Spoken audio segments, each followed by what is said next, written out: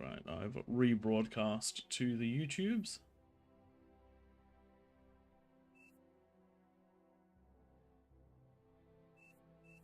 And we'll see if that makes a difference.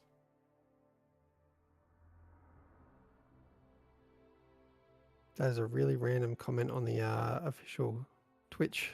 Yes. Some Well, I was dating wondering if it's history. in the wrong place, but Some dating history of one of the players.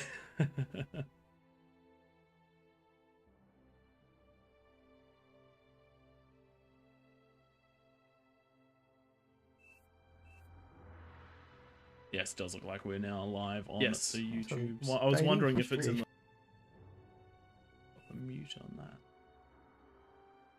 And reminder to anyone listening in, remember to hit those likes, follows, subscribes, whichever platform or channel that you're watching on. Much appreciated. Got a live life full. I see that you're in the chat. Do appreciate you having a look in.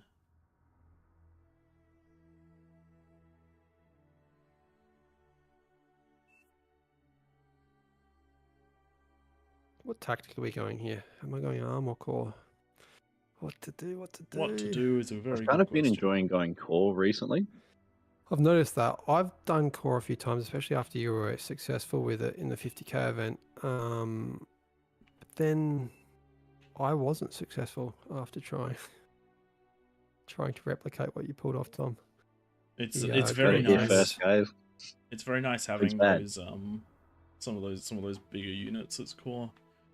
The Kargis really help Yeah, getting the up the Kargis cliffs are and great. doing some damage in this, and the catapults as well. Just that area damage. Just you can guess where the eco is and get some real damage happening. I suppose you can do the same with the vanguards.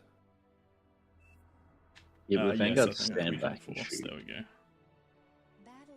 The Kargis are rather satisfying when you can get a chunk of them up over the ridge line. Yes, I assume Metal there's some comms in the middle. Beautiful. I did notice with the 50k event that the amount of overflow was kind of wild. Yes. People love their economy, and they're not always the best at spending it. The fact that I managed to build, I think it was 4 converters before starting my energy production, and they were all powered.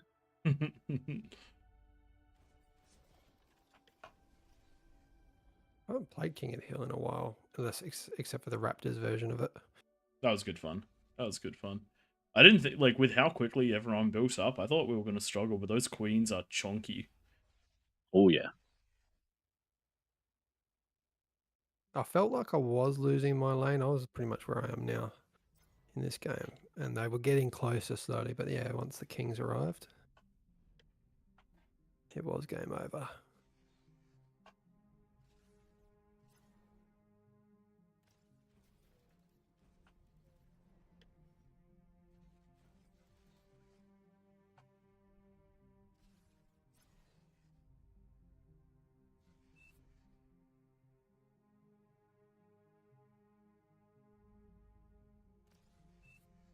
As a usually the tactic is we build our own T2s because you do get the reclaim on the T1 lab. And we all get them up at about the same time anyway. Yep. It's normally how it goes. We did try sharing out the T2s, but ended up down the metal of the mechs, and by the time it walked there, it wasn't really any quicker than it was otherwise going to be anyway. Yeah. Mm.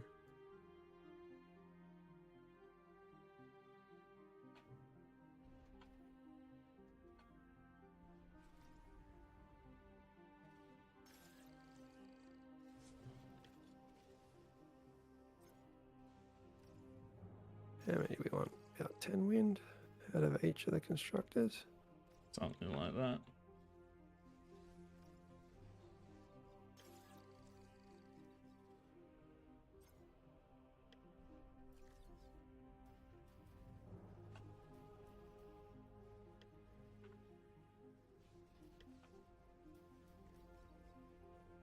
Maybe I'll try your method of building some advanced solars, Tom. The advanced solars are more time efficient per energy if it's less than like 11 or something. Yeah. So if you've got the metal, you're better off building because they're not quite as metal efficient as fusions are, Yep. but you get the energy in smaller chunks. So when you need energy, it's often the quickest way to get your next chunk of energy available to you. Yeah.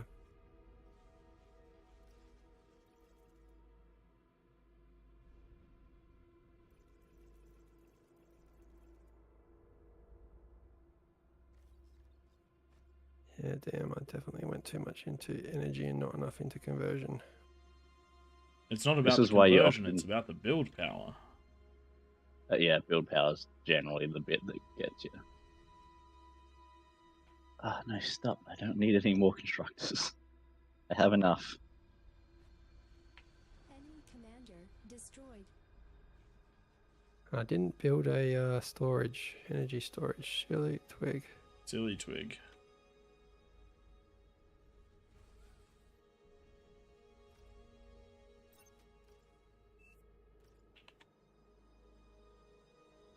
Did it on Allied vehicles? commander self-destructed. Oh well.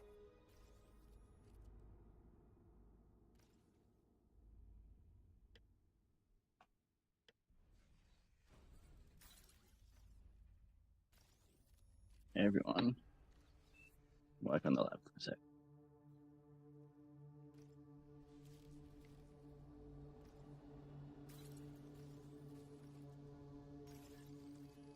Feeling like I went too early. Into T2. Hmm. I've done it off of only 3 advanced solars, and I'm struggling a bit.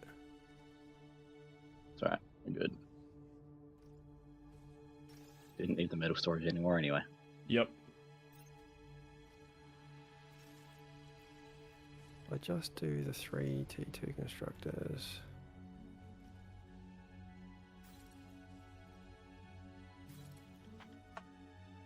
I need to go into another advanced solar.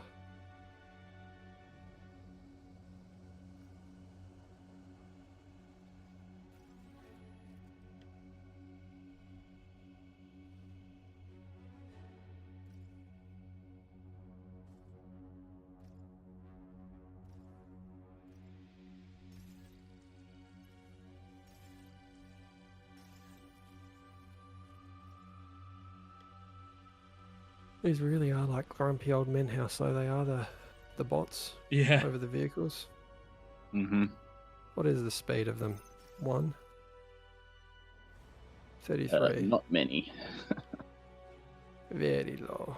Oh, that Okay, let's build get power back is to building nowhere conversion. near where it should be.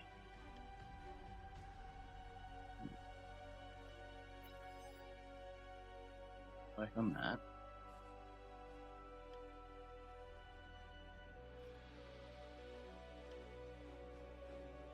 Stay here. Mike is lagging behind. Don't do that, Mike. Definitely don't do that.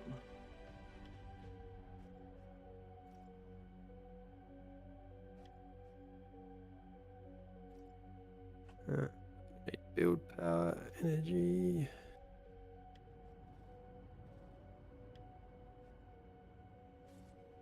What am I doing? What am I doing?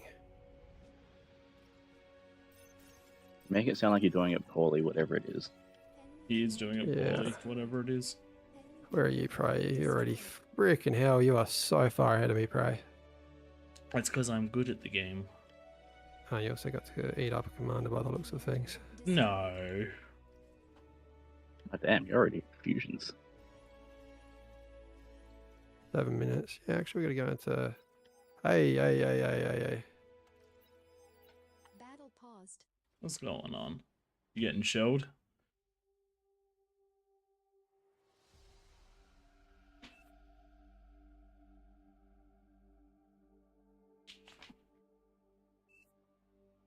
Okay, resuming. Battle started.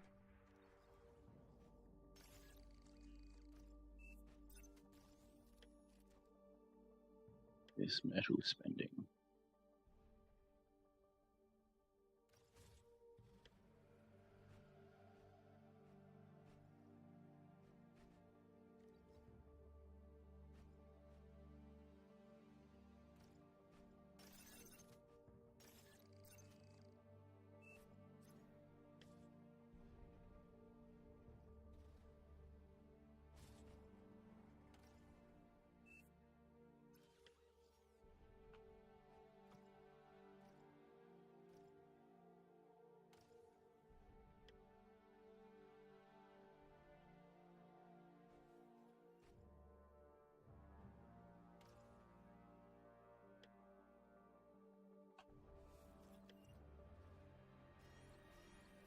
think I gotta go into units.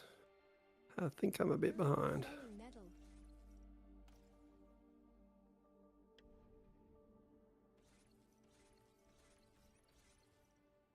I wasn't building.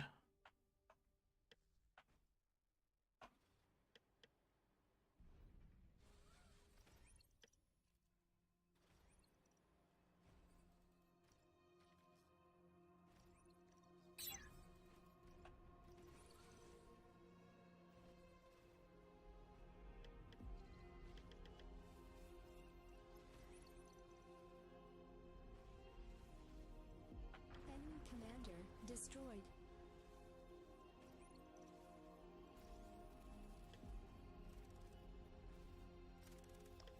Come on, Twig, you can do better than this. Half asleep. Enemy commander destroyed.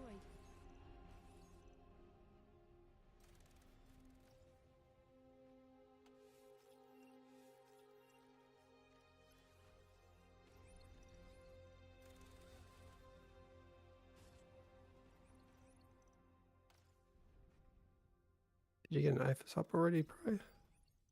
No, you're stuck with goodness. And my goodness, you are doing well.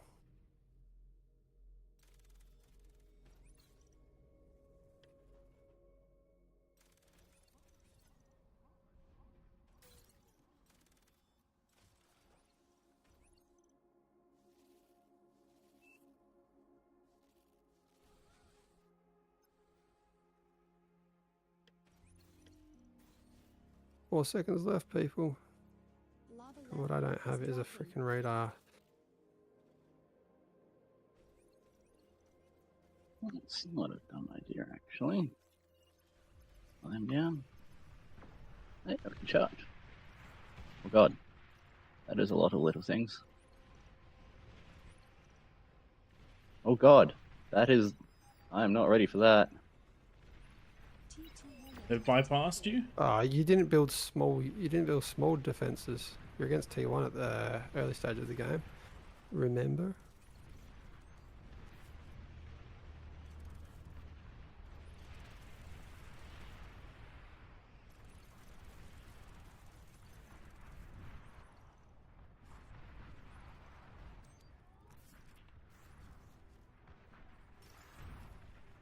Just got through. Just got through. I did remember to build flowing metal.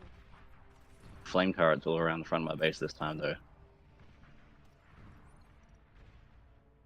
Enemy commander That's what you want.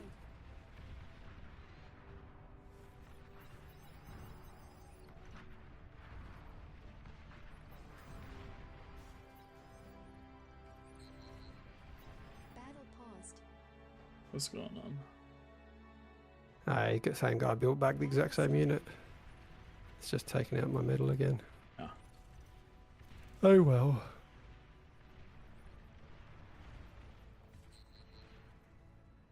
Look, juicy wind farms.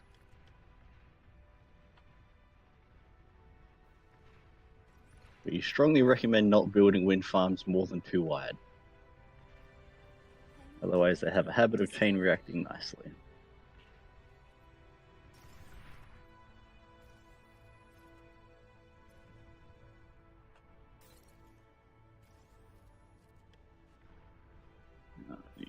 Version. Okay, let's make a bit more of an effort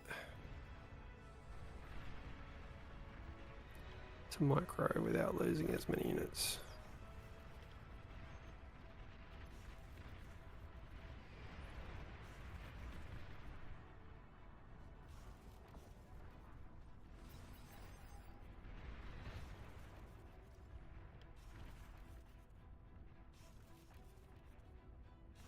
Enemy commander destroyed. We are making some decent progress down here. Enemy commander Nice. destroyed.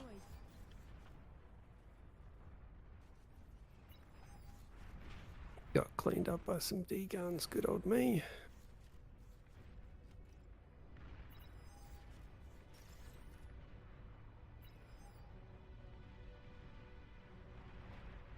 You're overflowing metal.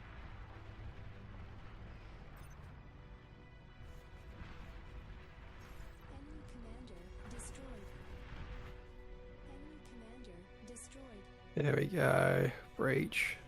Nice.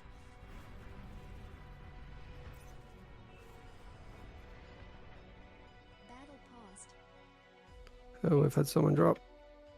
Who is A that? king? Ah, that's a problem. Yes. That's alright. That's now Slick's lane.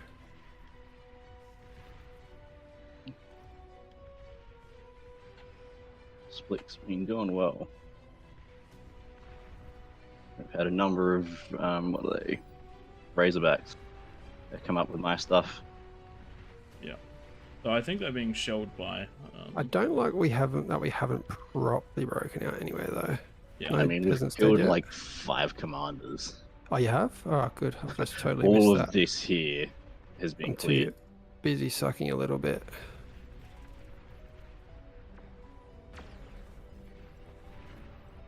T3 unit detected.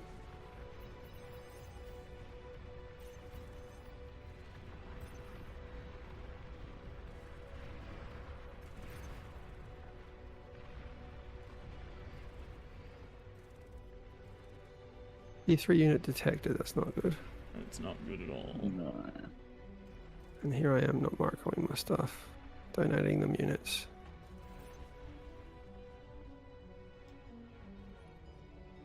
Trying to dance around the comms. So many. Hmm. Indeed. Yeah, let's keep charging. Paused. Who's Yeah. pausing? It's Right in pause. the middle of intense micro.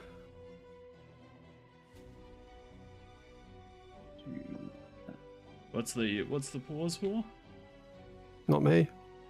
Not me. Um, What does it say? We paused. Roomdastic.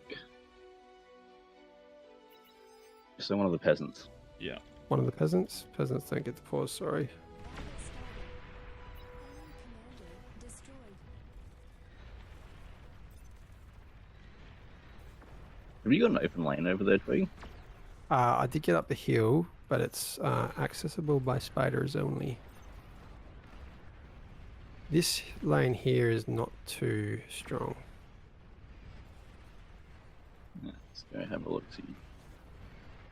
What are you coming with? Because I'm here with that. Commander. Why are No, my rush units with turning this. around?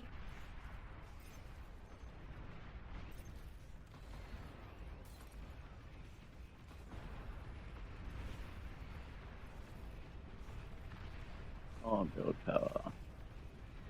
Okay, it is a bit protected now. It is a bit protected. I'm just donating to them now.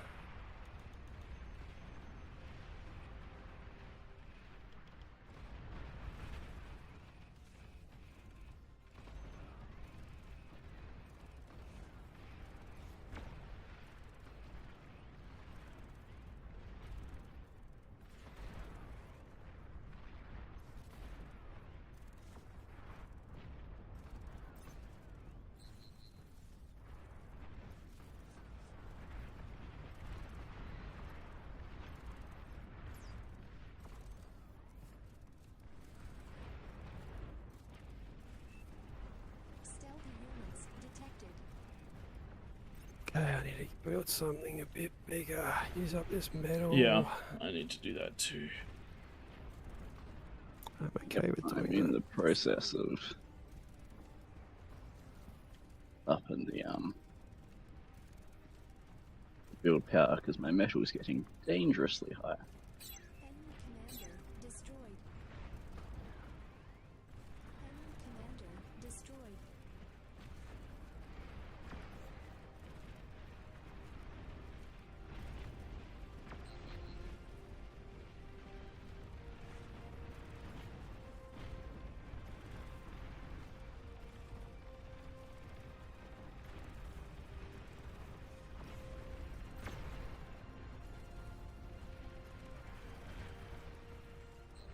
I'm getting assaulted quite hard over here. Yep, Enemy I commander don't have much jump up Sheldon's at the like moment. crazy. Sheldon's. Yeah, the peasants And have a lot races. of power at the The moment. T3 is coming from this bottom right corner. Ooh, I do like to see that over on the left-hand side getting up. Very nice, very nice. T3 unit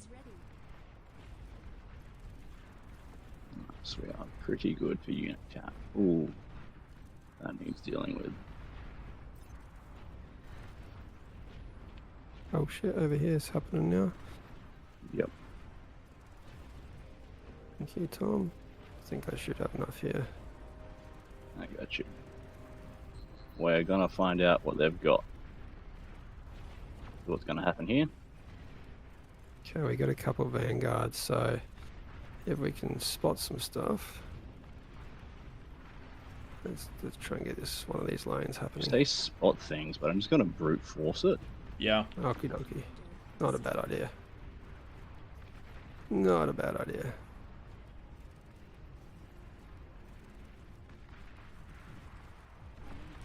Which is not going well at all. Do I need to reclaim some stuff, maybe? Stop building those so I can focus on units.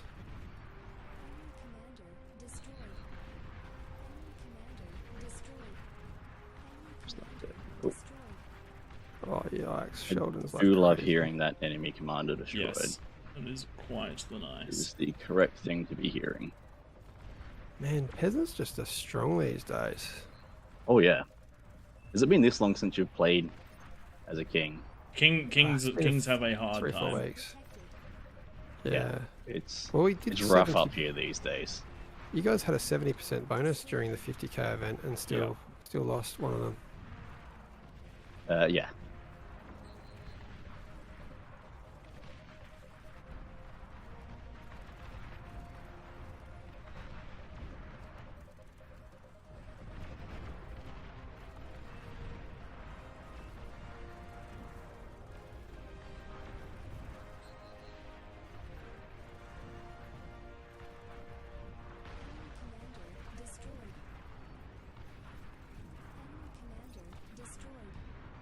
So Twig. You're doing good there. Nice, nice, nice. Yep. Keep them distracted at the same time. Very Made it up nice. here now. See if we can take out a couple more of those towers. I don't want to swing up or down. I'm gonna go down. Yeah, I reckon down. I would like to take out all the Sheldons actually. Yeah, That'd but be these units handy. aren't gonna be the front line for that.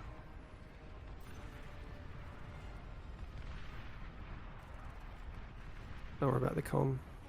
I'll target that from long range.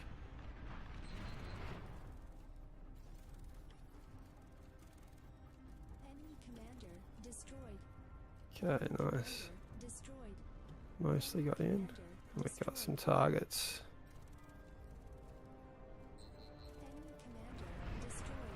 Have we got that fusion up yet? No. Why is my metal so low?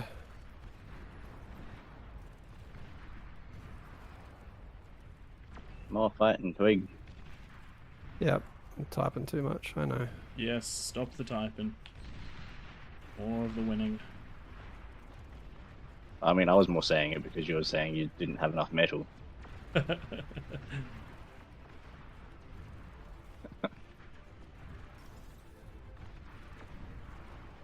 Really would love to Trying get to some of get- this reclaim. Better at the remembering to keep queuing eco in the back line. Yeah, you just have to non-stop do that. I got my next 6 APHIS queued up. Oh no, Rhaenyra's lane's getting pushed hard. Oh no, Rhaenyra. That's not good.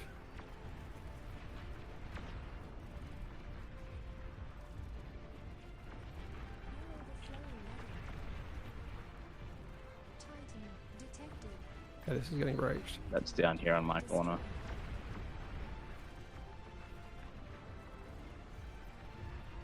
My unit cut? Yes, I'm at freaking unit cut. Throw them at the Okay. enemy. I got to reclaim all of these pointless things.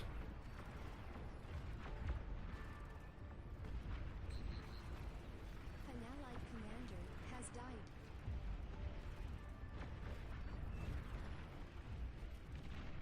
you want me to come over and do a combined assault with you, Prey? Sure. Could really use some additional forces. I'm coming.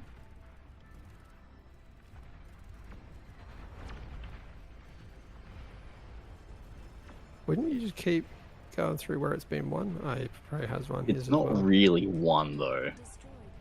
Destroyed. The T3 keeps coming down this ramp, so I'm just sort of gonna see if we can avoid that and go somewhere else. Because if we can crack the other side, then that's as good as winning my lane. Destroyed. Yeah. You don't have to Sign me up. win your own lane, you just have to win.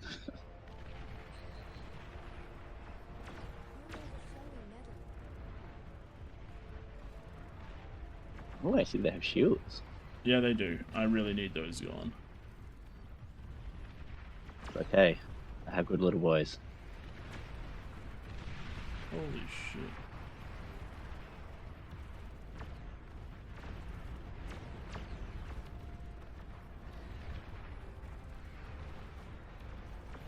Oh, good. I got it. Very good. Destroyed. Battle started. Mm. Destroyed. Commander destroyed. Oh, hello. Alright, I need Coming back something a into bit my better spot. than this. You need to not be on fight commands, you need to just be on move commands.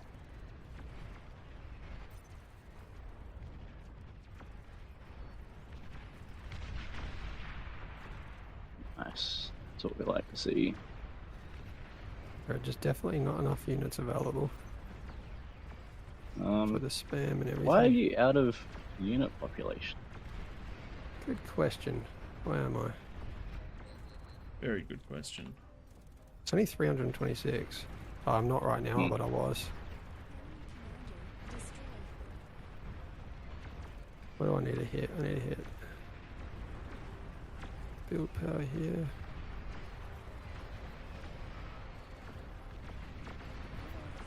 Experimental gantries need to be built so far out. Destroyed. Right, you're leak. Tom, you're leaking.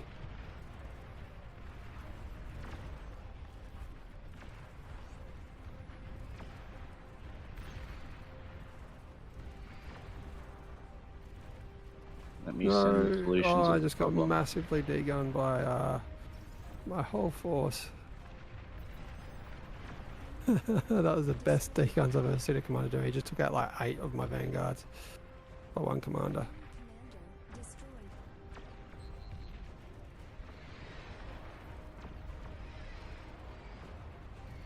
There's a lot of times. Destroyed.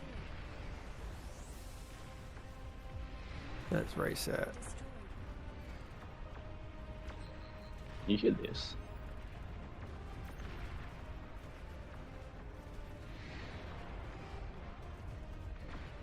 Look at shit. Commander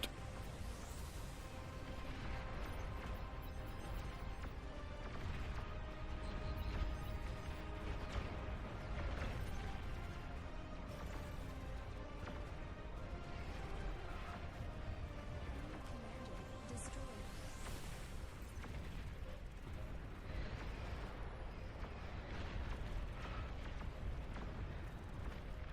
Okay, what have I got here? I need some of them. Let's do this and I that. need some extra pushing power. Okay, I'm going to break the line now. Commander destroyed.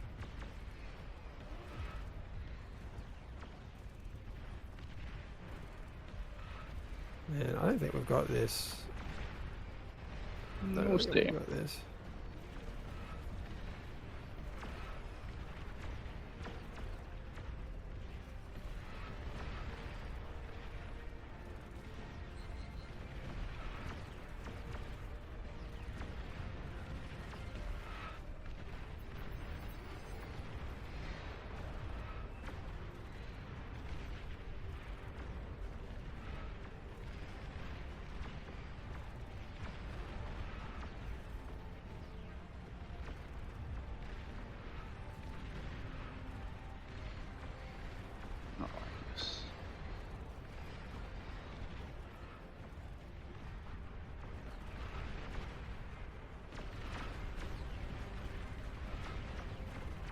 Okay, got my target.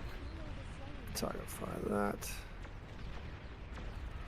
This is like 4 titans.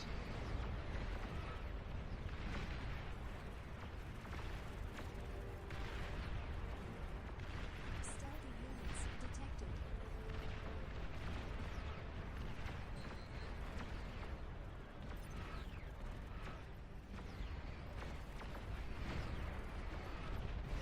Yeah, I'm trying to get up. Tommy, if you can take the pressure off my lane, I'm definitely through here. I'm not gonna be helping you. I'm coming down here. I think Cookie's through in that top section quite nicely. Okay. But DME is in some pretty big trouble.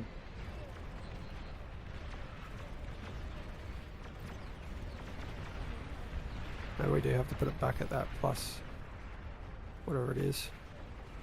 Oh yeah, I think the bonus just has to increase. When as we've said before, when there's 50 odd kings, the bonus of 50 is about right. We have a lot more than that. 50 peasants, yeah. At the 100 mark. Yeah, when there's enough that they can just fill all of the ramps. Yeah. Ooh, yeah, that's. And when your first like 10 pushes end up dying to commanders because there's just enough of them, Yep. it gets rough.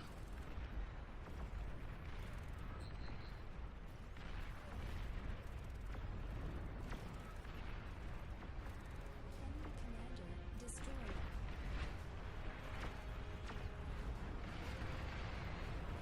There's all my Razorbacks out. Sorry for all the zooming people. We got Genos in bases. Is that what's going on here? I reckon so. Yeah.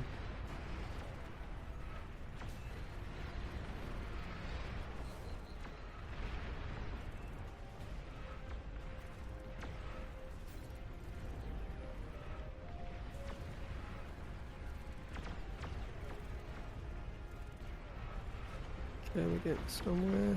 Getting somewhere.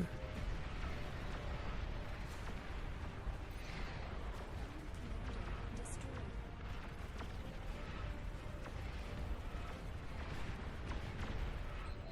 Nice. Very nice. A lot of titans pushing up at red in between us. I've got a lot of titans on me. I'm probably gonna need some assistance. Yeah, I'm moving my units to defend best I can. Build a couple pulses in your base. They do very well against them.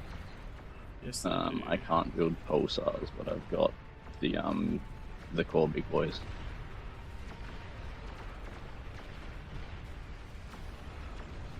Gotta keep my assault happening. Oh, I just saw something I want to kill.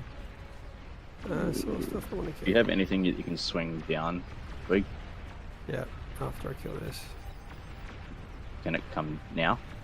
I can get. Oh, okay. You are very wrong about that. Scar, the peasants almost always have more eco than the kings. Yeah, that's me done. Holy shit.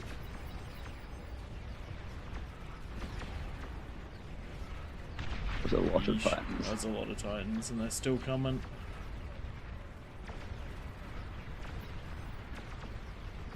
I reckon that is us. That's gonna be us done, I reckon. No, me. I just killed the eco at the top as well. Unfortunately, defense is necessary. Yeah, you have to hold, like, if there's Yeah, that's pressure, we need to deal with that and then get back to the pushes. Oh yeah, we've lost the lane on the left of Prey as well. yeah. Yeah.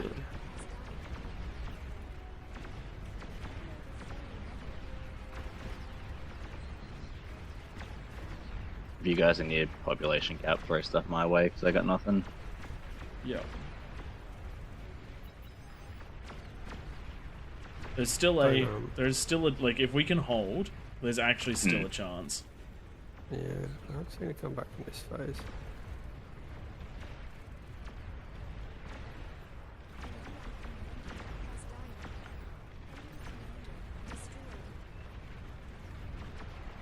We just have to stay alive.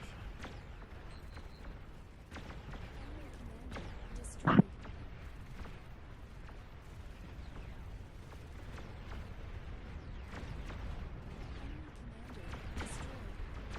I'm making headway up here.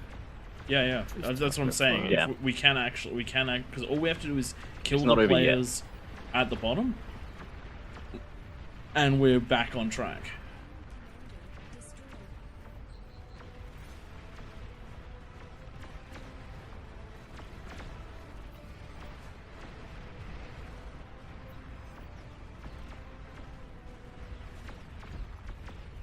Probably find my equal off of reclaim.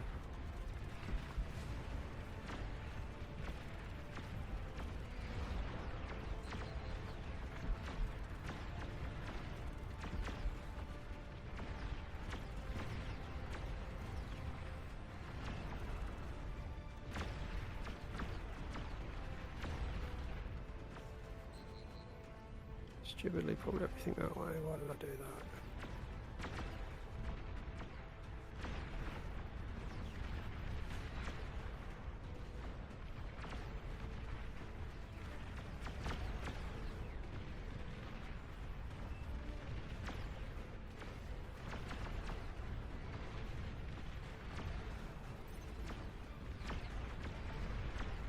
We just have to keep going around. We can't keep punching up the ramps.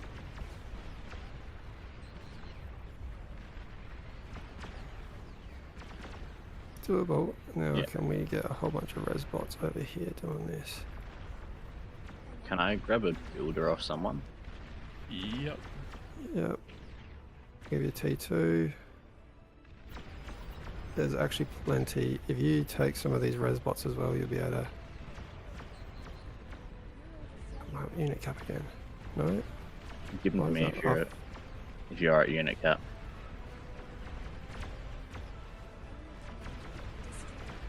Yeah, focus on what I'm attacking rather than this. There we go. Nice job, Winera. Very nice.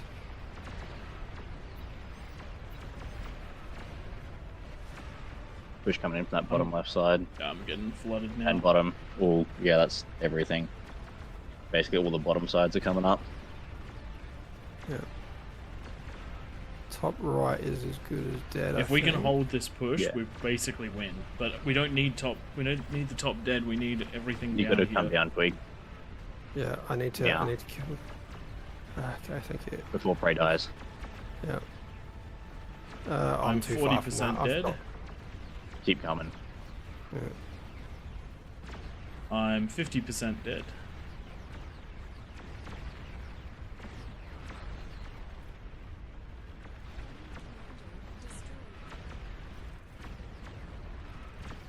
They're just gonna keep coming.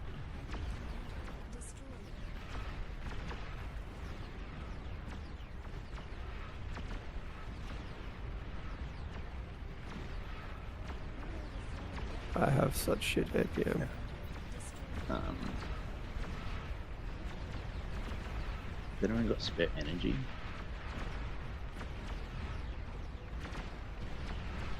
Not really. That's what I'm a bit low on. Here you go, Twig. Have some energy. I did lose 4 or 5 aphises, I think. I'm just about dead. I can't hold this much longer. All of my spam is dead. All of my anti-spam is dead.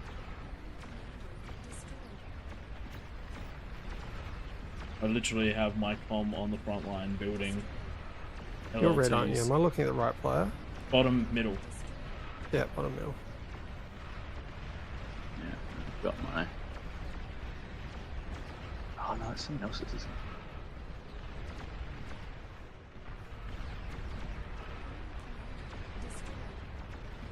I'm gonna be a while before I'm back online again. I'm going to send all my spam down your way now because I've cleared the top right. It does appear that I am getting assaulted though from that position. So we can push that up there, take the pressure I'm off. nearly out of units and unit production. Keep coming down, Twig. Yeah, yeah, I'm sending Titans that I And res. Titans do not matter. Look at what they're attacking me with. Yeah, I don't have the build power. There we go. Yeah, I know. That's the build power gone.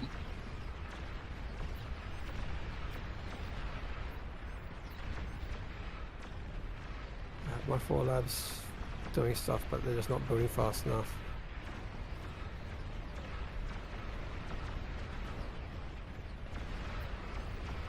Oh, that's why all my build power behind my spam's gone. been dead. Yep.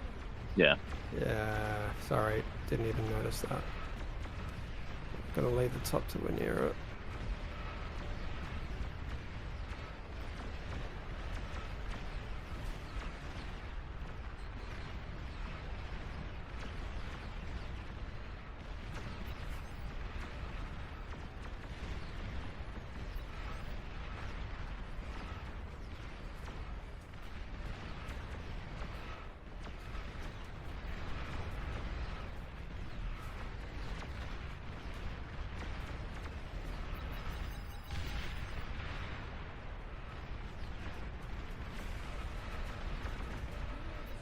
No, we were looking so good for a second there. Oh, we were always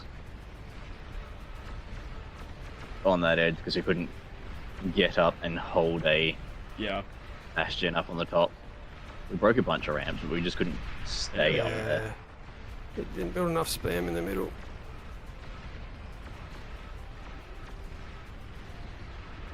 Nearly there, but not quite.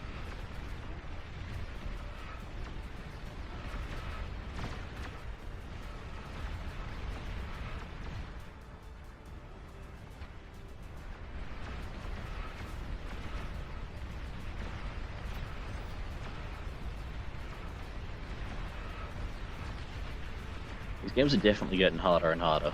They're definitely getting harder and harder.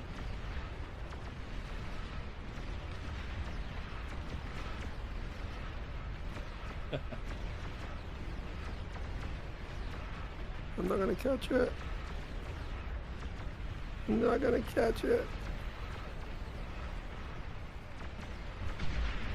Yeah. Oh boy, oh boy. That's everything I've got. I've got a few units. That is it.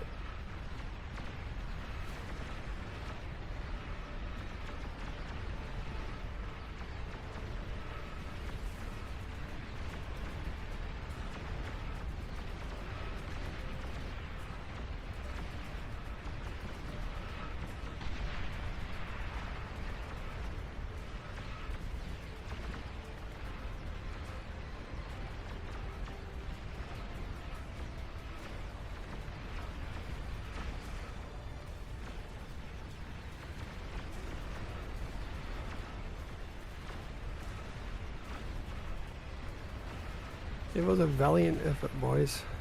It was. Yeah. Just looking through some of the Yeah, get on the comments, messages we've Yes. had. Enjoy your day at work, Fish House. Thanks for dropping by.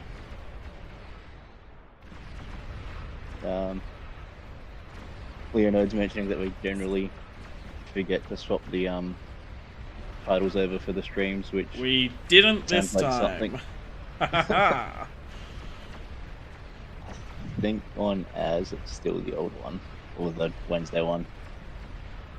Oh, really? I didn't set that one I'm trying to look up. at the official. How do you change the one on Twitch? what do we need to change? We will work that out Uh, as we go, I guess. The Twitch stream. Oh, you need the title change, don't you? I I'll never do touch that. them. I got no idea what I'm doing. I am a noob when it comes to computers. I'm better at bar than PCs. Oh man, atrocious metal income by me. Let's cancel all of that. Just go into these guys. All done. Just replying to Scar and Aussie Drongo, the 55 definitely makes a difference. But when there's this many players around the outside, just the generation from comms. If and the it's everyone's- not the generation of the comms, if the players use the comms well at the 10-minute mark, then the Kings have very limited avenues for attack.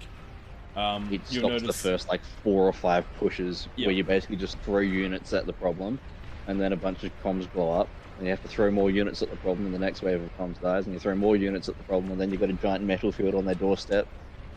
my area, I was dueling with 4 comms and then 5 comms and then 4 comms in my first couple of attacks, which was quite the difficult.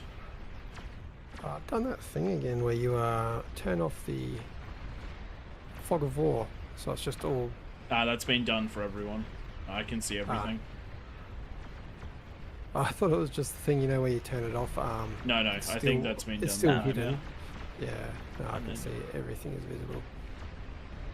I reckon we call the resign vote. Yes, it's definitely done at this point. Where's our last comm? Oh, they're all across the top. What did they have? Gee, that's... I can see why I was struggling to get down to this bottom right corner. Yeah. Got a Aussie Drongo. Yeah, 55% makes a huge difference. That's how this all does, but it wasn't quite enough this time around. The sheer number of comms is just too much. And then Cynic, yes, Twig does need to send his army south instead of mopping up the top right. Twig. I didn't even write that. That's not even an alt account. It's a. I only had vanguards at the top right, 1 Titan and 1 Razorback, so I don't think my units at the top right would have actually made that much difference to what was assaulting Praedyth. Is it actually the Drongo? I mean, we got it. We got actual Drongo. We've got it. They've got the purple tick on stream, so that means that they are verified as the Aussie Drongo. So Ooh. nice to see you, and thanks for posting Contact those when it was put extra couple of vids. They were quite interesting to see, even though they were just from the past. Your content was actually the main inspiration that got us into bar. So cheers for that. I think some of the Nuke Rush videos is the reason I went from 7 OS to about the mid-20s. I did abuse that a bit too much, using those spy bots and everything.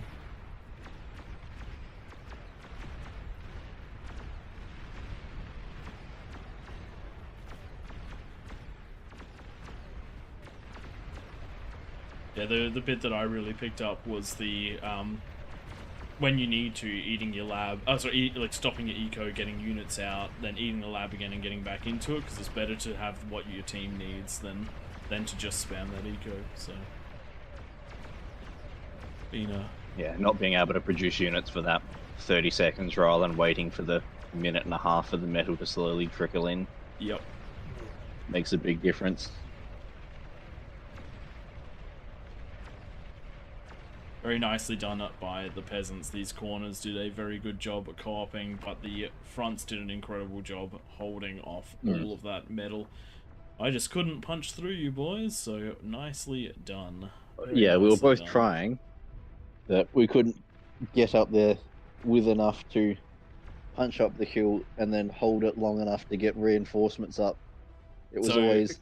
One thing got up to the hill? Enemies are taking over, I think, because I'm coming across T2 Sheldon's almost at the 10-minute mark, and not a small number of them either. So those Yeah. colonies and ecos out of the peasants are really, really going well. one of the messages was just posted into the into the actual game. At the end, your unit limit was 5 to 10. Structures count towards your unit limit, so if you have to balance how much build power you have versus how much generation. There's no point in having infinity generation if all of your unit cap is taken up by conversion. So, and similarly, if you've got hundreds and hundreds of build turrets and trying to get spam out, you'll end up with big problems. So very nicely done to the peasants there. I'm going to be jumping out of this one so I can spectate. Yeah, I'll do the same. And give you guys a bit of a better watching experience, and we'll see if we can get a King's win in tonight. We're just going to have to keep balancing that up and up as with these big games until we find a nice happy balance again. Yeah, you You want to do wouldn't 60s believe or that we used to do these at 65? 40s. We're going to go 60s, and then let's give it to everyone that's new. So 20 Terra Zippo to Fridge, and we'll cap it at 10 OS as the lowest rank for the Kings.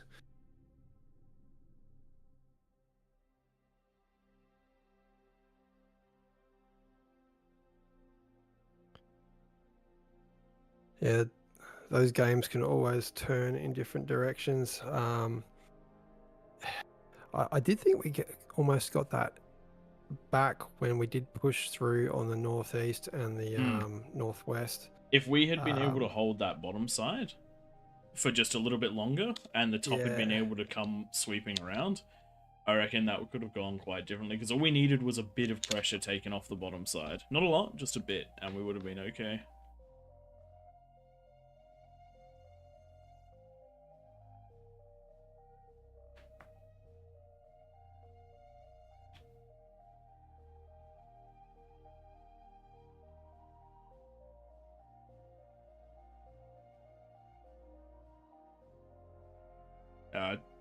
Tom, you've given too many people a bonus.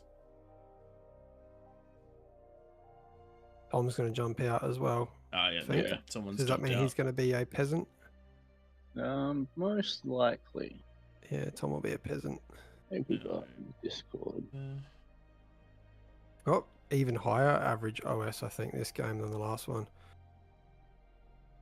So I think maybe with they'll do it. Emir Cookie Destroyer, with Emir Cookie Destroyer combination, they'll be in good ways. I know Emir was absolutely destroying it during the 50k event.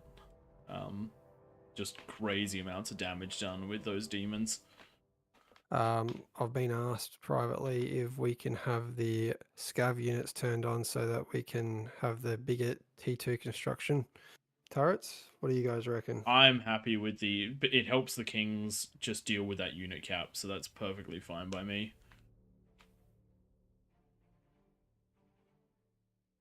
So I Heaven, if you use a 50% bonus with the Aphis, you get 50% more energy, so it produces 4,500 energy instead of the 3,000.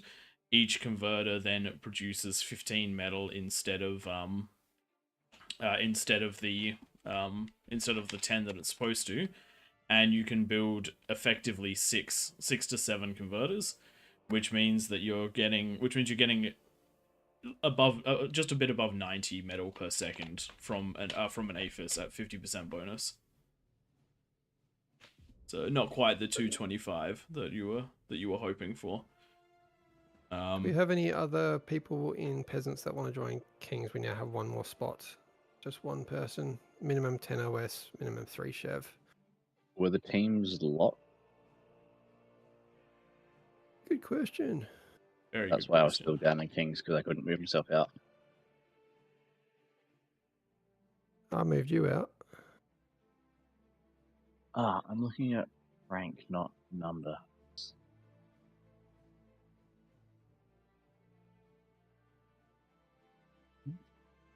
There we go. It's just been unlocked, so someone can jump down there. I'd love to see Aussie Drongo jump in there. I think we all would, but no pressure. That's all. It's all about the fun at the end of the day. I remember when I went to Europe for quite some time, I had a lot of ferry rides and plane trips. I'd pre-download a whole bunch of bar videos, and his videos were the ones that I watched every single one of them from start to finish and studied them. One more. We had a few jumping in and out. There we go. There we go. We got 9. Let's lock this down Right. and let's get ourselves underway. Okay, let's post the rules. I'll do that. And I'll start checking through those IDs. And just remember, people on the official Beyond All Reason, even if you're watching on ours for perspective views, hit those likes and subscribe, support the channels. We very much appreciate it, and Bar Official very much appreciates it. Shameless promotion. I think we should be pretty much good to go. I can't see any obvious duplicates.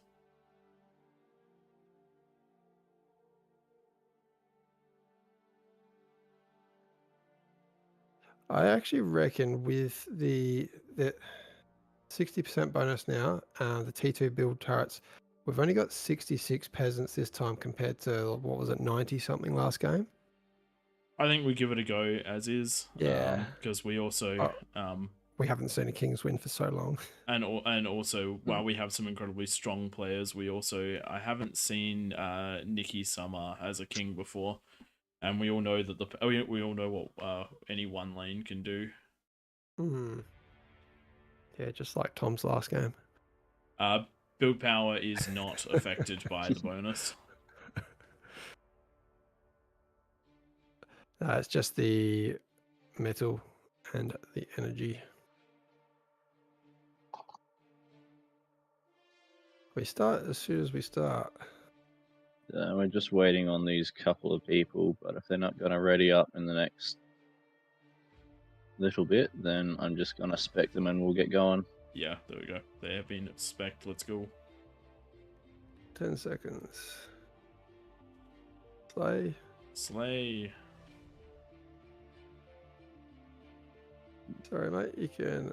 There you go. Well done. Let's go. We've had 2 people Happy join that are days. downloading the map. We've got to start locking these when we're close to ready. I'm just going to switch those scenes over because I know I'll forget once the game starts. Don't have a fancy stream deck to do it. Just all manual. Might hit I'm record gonna on this leave one. you You never guys know through when you're this going to one. have an epic game. Lead the peasants to victory. Yes, I'm going to I be actually want jumping you to by lose. Discord. I want to No, see you. lead the peasants to victory.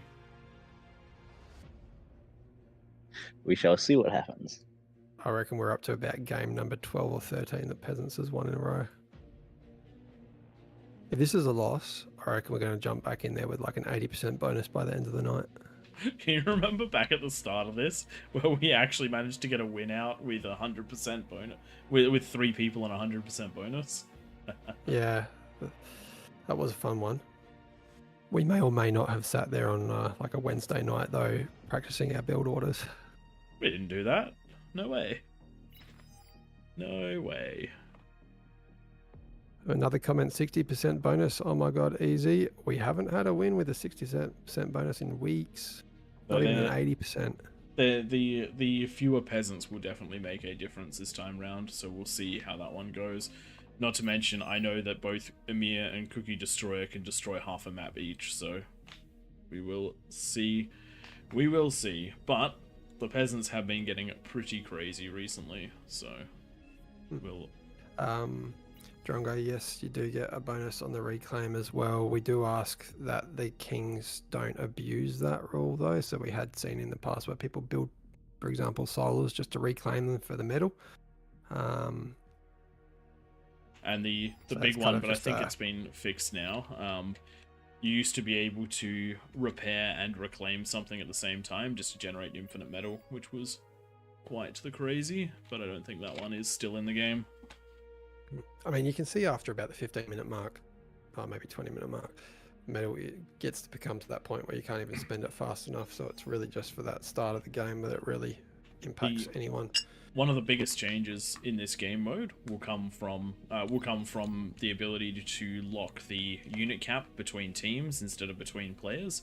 At the moment, the total unit cap for the kings is approximately 10 is a little under 10 is about 10% of the total maps, because it's all just based on everyone gets an equal portion. So if that change comes through, then the kings will have a very nice little bump, because it will make spam much more viable. It'll make more build power more viable, more eco more viable.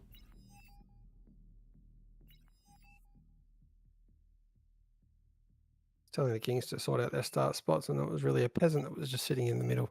You will lose your commander if you start in there, peasants. Yes. Rule number 3: start outside of that lava ring. We would force the start boxes if we could.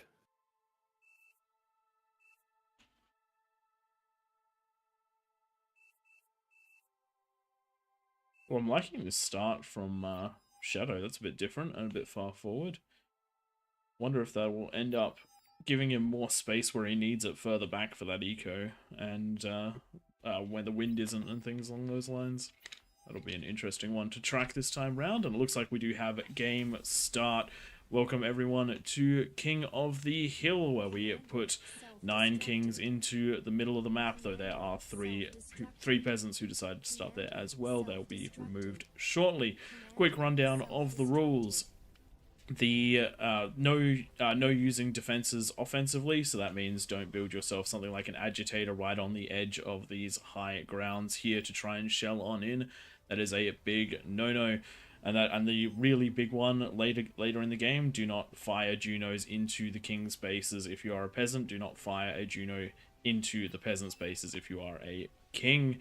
Air has been switched off, and we have turned off some of the game enders, such as the Ragnarok, because of that rule about not shooting enemy bases. The kings get, in this case, a 60% bonus, and that'll allow them to flourish, and that's one of the only reasons that they should be able to survive this one. We've had a lot of very strong peasant games, and it does look like we may be in for another one with 3 corners looking like they're going to go pretty heavily into the co-op eco, but the top right could be a potential weak spot. We don't see too much here in the way of potential co-op, though sharing metal is not something you have to be next to each other for, so we'll see how that one goes. For the kings to win, we like to see 1 to 2 fusions as a minimum, plus a T2 lab and some units at 10 minutes. For the peasants to win, you need to see the ability to either push or hold the ramps, and for everyone to be playing their roles somewhat. Twig, joining me is Twig, who he and I both played in the last one, and after a valiant effort on the front lines playing as kings, we weren't able to sweep that one into a victory. We'll see whether we can in this one. But it's been a long time since kings have won. This is quite an OP lineup of kings. We've got an average OS well into the 30s, I'd suggest. A lot of silver chevrons. We've even got a tournament winner up there. But in about 8 minutes, we're going to see this lava disappear. Shout out to Chronographer, one of the ARNL members, who set this map up to have lava receding at the 10-minute mark. Nice and fancy, playing with the topography of this map. So Tom down in the bottom right. To answer your question, Drongo, if you, as the peasants, you could quite literally blanket the entire, all of the areas it's possible to build for the kings with spam, so you could completely prevent the kings from using any sort of efficient spam like ticks. We're more than happy for you to fire the Junos on your half of the map, though. So, as a peasant, if you want to fire those Junos, just make sure you fire them behind the lava line or where it was once it drops. Yeah, we did a lot of testing back in, what was it, November, December, when we started these King of the Hills weekly, and we just found that any offensive structures was just way too OP. Building any sort of agitators, persecutors, you could just creep those towers, and it was the way to win, because peasants have the disadvantage of being up against the T2 and T3 while they're still on the previous tier of unit. And by being able to build offensive structures, they were able to counter that advantage that the kings had way too easily. Is the game pausing and unpausing for you? It isn't. Interesting. I'm on catch up. What is your what time are you at? 3:42. I am at 3 minutes. Do we need a game restart? Yes. Alright. Sorry, Lad's screen's about to go dark for a second. Just having some technical difficulties.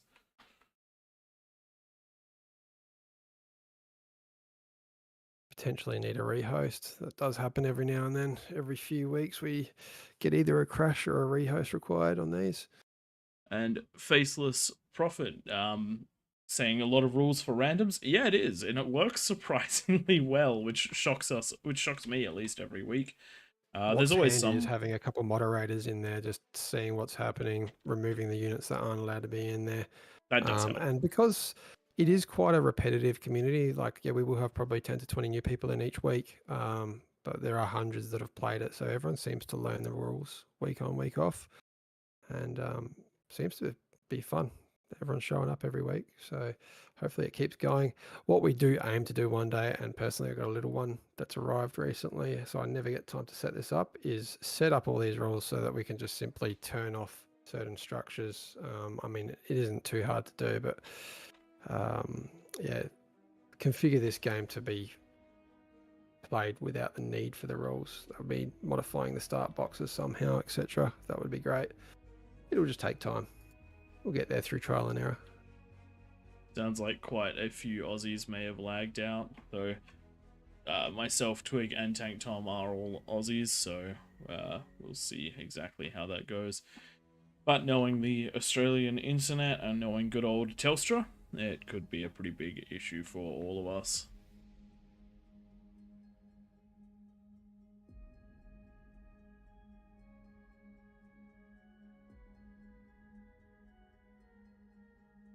Yes, Coda, we have, Legion is disabled, so there's a decent chance we might turn it on later towards the end of the night. We do tend to open up the lobbies to a few more extra things as the night goes on.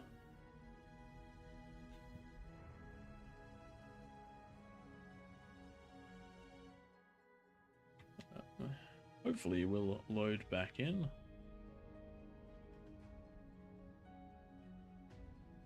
How are we going there? Currently sitting on a empty map with some very slow. I reckon it could be a server issue. I mean, your internet's better than mine. Your I'm computer's looking better than mine. Looking on my end just to check whether it is internet problems, but the stream upload is happening. No worries. Yeah, and we're hearing you loud and clear. It's just in game.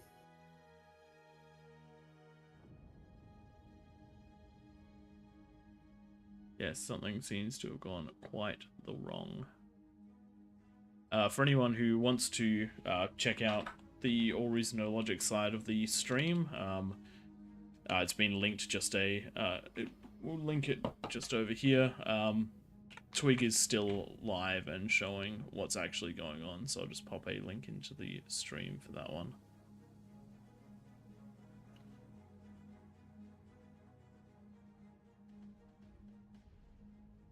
If I can. Yeah, we'll just post it in there. Can you? I only have the stream manager side of things. I'll see if I can get the non-stream manager side of things. As you can see, all professionalism all day, every day over here. That's how we like it.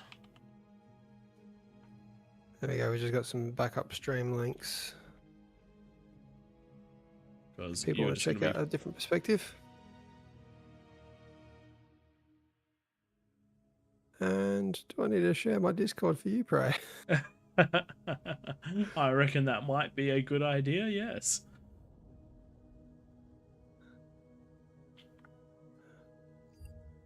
We're about halfway through the no rush timer.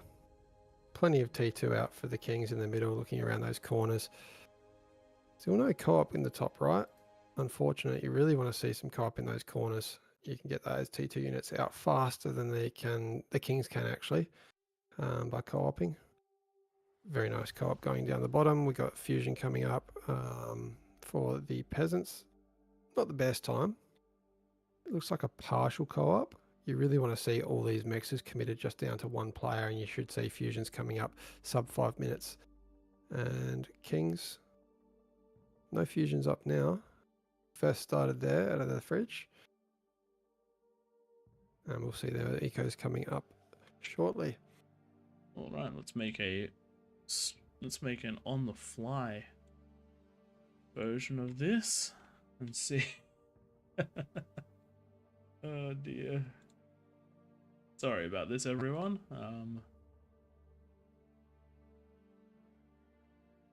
I'm wondering if like a stream restart might have to happen to fix it, or do you reckon it's just purely the game for you? Yeah, I think it's the game side of things because I've quit the game multiple times. It's definitely not a stream thing. Yeah, okay. Is what it is. These things happen. So what we want to see out of Peasants, let's just go to a bandbox. We're about 6 minutes in. Usually my recommendation Everything white there's come up as units. Some peasants starting to build units.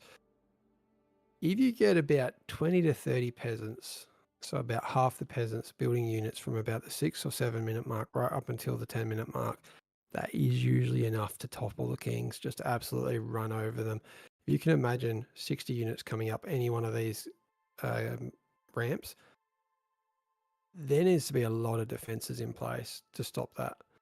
I don't know if you saw the last game, but I had, I think, a couple beamers, couple lightning turrets, plenty of welders and spider bots in my lane, and they still got into my base. Thank God I had my commander right in the right position that I managed to degun probably about 2/3 of the army that got through. It was all clumped together.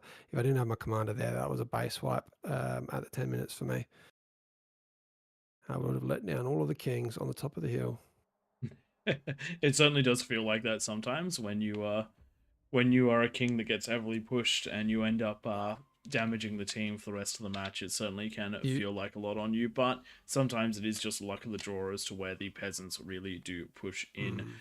What I've managed to do is get a screen cap running of Twig's of what Twig is streaming on the Discord right now. Not the best quality, but it is what I have available right now to show you guys. If we have to, we'll just do a rehost after this one, I reckon. Yep. To get the game going again. But at least you guys can see something, and I can try to commentate from that view as well. And I'm doing terribly actually getting the right views in these screens because I'm reading the comments too much and looking at the minimap. Try and keep my screen a little bit more still now that more people are watching. We've got our first AFS coming up from Aladay in the middle of the map. Very highly skilled player. That's 55, not even the highest IS, a mere 65. There is some talent in the middle here. In fact, I'm seeing more than one AFIS coming down. We've got some definitely greedy plays. This is one that I should definitely watch the replay for if I can get it to work. Cookie Destroyer's build looks absolutely crazy. Shadows is different. Shadows getting his AFIS up after the 2 fusions.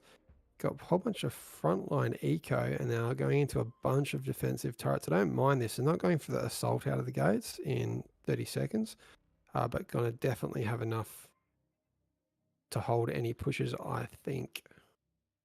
A good mix of T2 and T1 towers. I don't know if you saw the last game. Tank Tom had a bunch of, I think, T2 defenses in his base at the get-go and almost lost because there weren't enough T1 defenses. The T1 defense is doing much better against spam. We do have an agitator coming up illegally on this hill over here. See how it can reach the advanced metal extractor. That's a no-no, so that'll disappear off the screen quite shortly for 071. Hopefully. I was going to post the rules in there one more time. No, that's not the rules. That's the... I don't know if you have time to. I reckon we're hitting that 10-minute mark in just a moment. In fact, we have hit that 10-minute mark. Let's have a quick look around. We do have blue that's made a tiny assault against Cookie Destroyer, but that has been well repulsed by his well thought out and continuous defense. Shadows let a couple of units through, but most have been picked up, and here we have some tarantulas that are cleaning those ones. Termites? Tarantulas. Termites cleaning up the side of things. Yes, I know, I can't help it. I made that mistake during the 50k event. It's been stuck in my head ever since. Oh, I liked it because we got to hear your singing voice. I reckon as long as Shadow can hold this off, which is doing a good job of doing, and now that it's just trickling in, I reckon this will stay cleaned up. I like this. This is giving metal. There's 1,000 metal now on the front line. You will get the bonus of reclaiming that as well. So an extra 60% on top of that. We're just going to feed that APHIS and probably go into... Oh, we're doing the tremor. We'll see the tremors for the first time tonight. Man, I would have loved to have tremors last game. That would have made assaulting the top ramp much easier. Oh, these termites. Yes. But look at that comm. Look at the kills on that comm. That's absolutely, like, that one comm has just wiped out, what was that, a little over a third of that army of termites? And the T1's going to clean up the rest. Good bit of damage done, but For the cost of all of those termites, it's kind of rough. And now there's a nice little reclaim field for the peasants. They'll get 3,000 themselves metal. back and established there, and that's one of the risks of those attacks early on. You do end up giving metal if you don't win those attacks, but this is going to be absolutely devastating if those end up targeting the high ground positions. I do like the idea, and I am genuinely considering switching to Cortex for these games just to get those up, but I do love the Vanguards so much for the assault. If you can get a nice Vanguard force up, it's one of the best ways to penetrate deeply into the The peasants' Vanguards, bases. as soon as you get 5 of them, you just go around looking for commanders. Even if you, like, you can get sight of a commander and then it hides, it's still got that icon, and you can just target the ground, and the splash damage of those Vanguard shots is enough to take out a commander. I reckon I got about 10 of them just shooting Vanguards manually. It was quite fun. But jumping on back into this one, we do have the Kings starting to push out in a bit of a bigger way. These Starlights, yeah. these starlights Really are combat here. very strong for pushing because that range, and because there aren't many players on those high ground positions, or they've been pushed off them already. The vision just isn't there to stop those longer range units. And that's what you have to try and balance. You have to try and balance the attack onto the high ground and the attack through the ramps. If the high ground exists, attacking the ramps is very difficult because it is essentially a vision war to an extent. But if you spend too much working on those high grounds, then you just won't end up in a position to deal with the ramps, which is what happened to me. I just invested in spiders way too much. What is good here, Captain Krauser is building these rattlesnakes. You can see how that they don't reach the T2 mexes here. This is allowed, so this is what you can do. If you want to build those static defenses, as long as they can't reach those mexes, we are happy for them to be built like that, and quite a good tactic as well, because they are scaring off those start lights. They're deep enough in. The other side. They're deep enough in that they're quite defendable as well. It's very hard to get the units up. Even if you send spiders, plenty of them will die in the assault.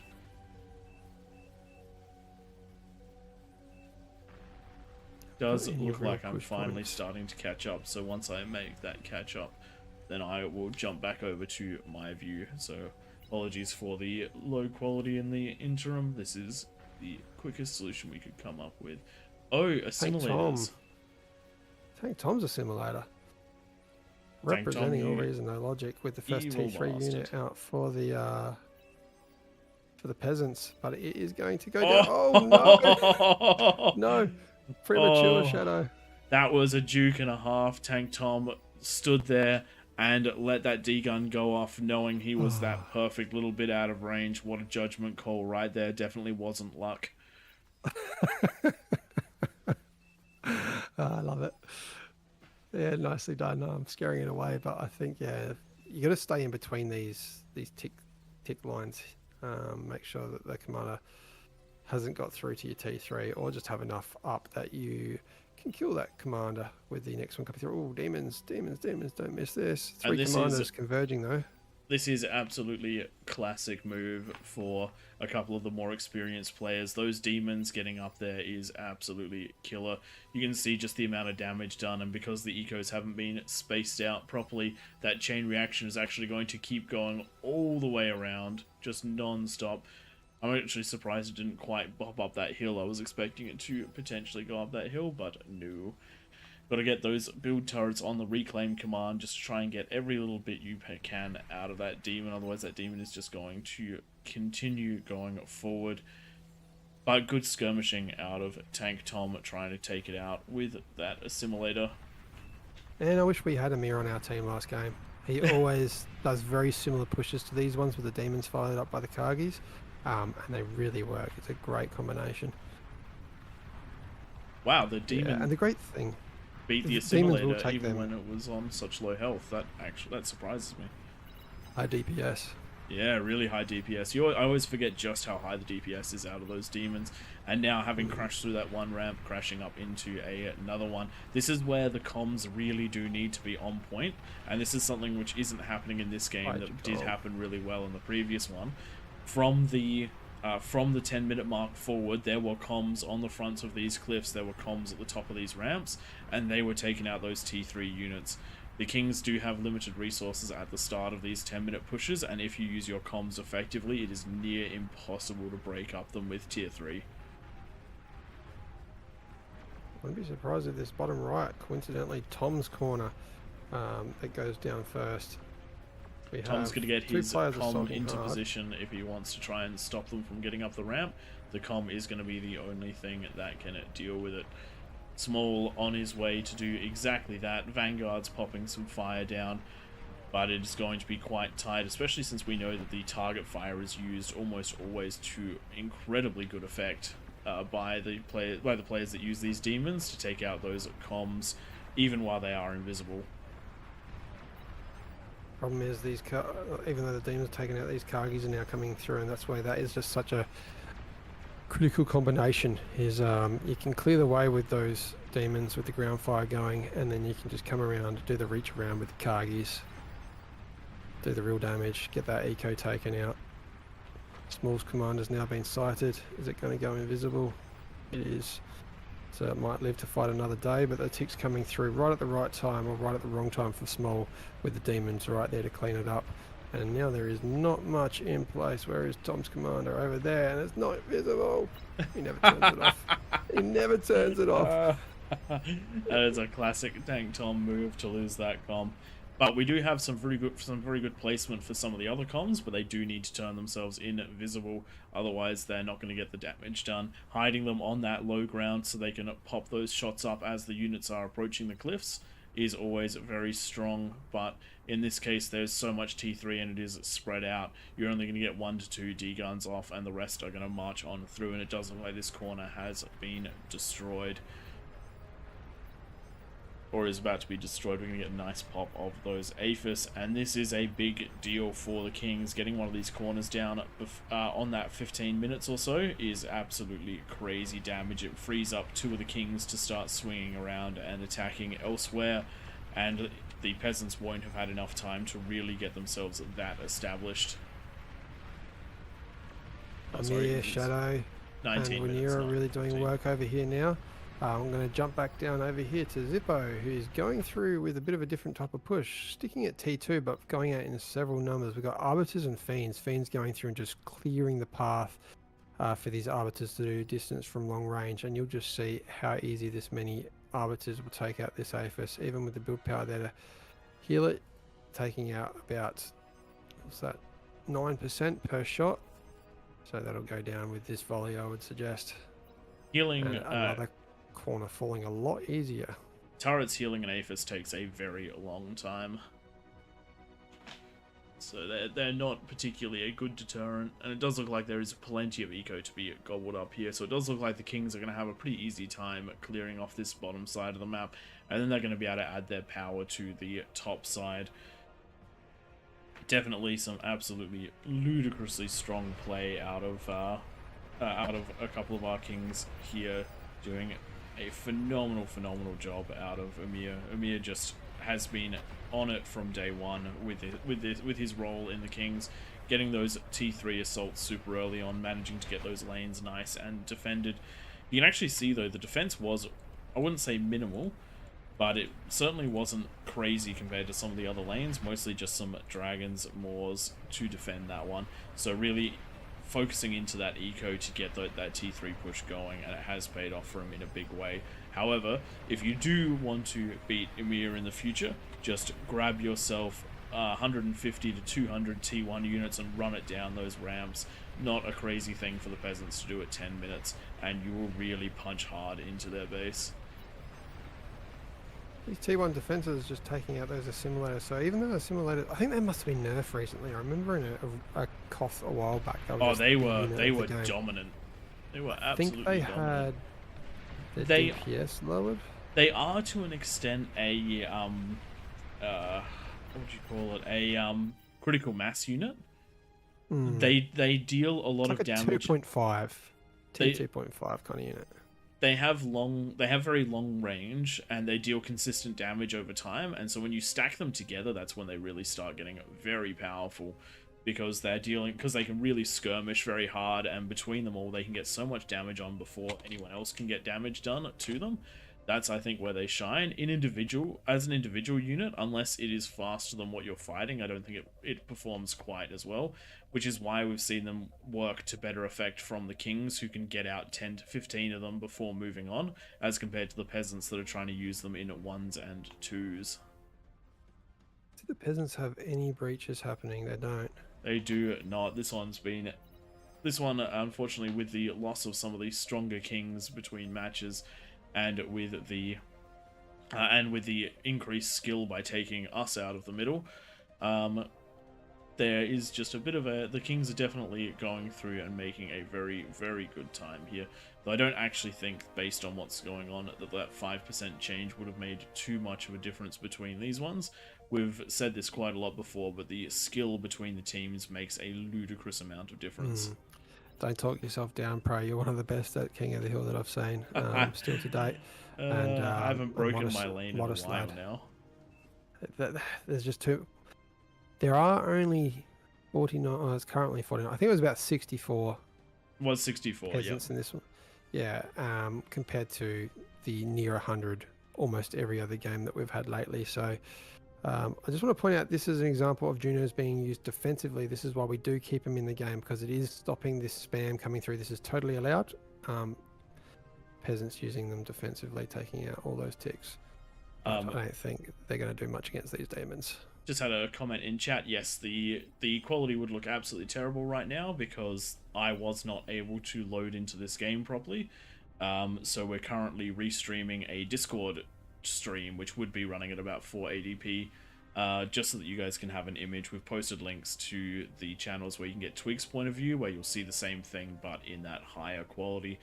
The issues I've had have cleared up. I'm just trying to catch up, but unfortunately with so many players in at the match, catching up is not a very quick thing to do. As soon as my screen is available again, you will be seeing that, as I'll swap it back over. So the quality issues should clear up pretty soon.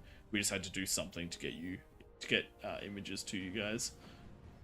What do you reckon, Prey, for the next map? We check out Throne while we don't have the 100 players. I reckon we can fit.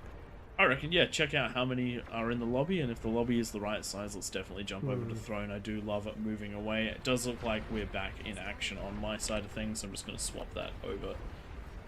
And now you are back to my view, where we do have that 1440p back. So thanks for everyone who did stick around through those technical difficulties. We do really appreciate it, and the numbers have gone up, so thank you very much.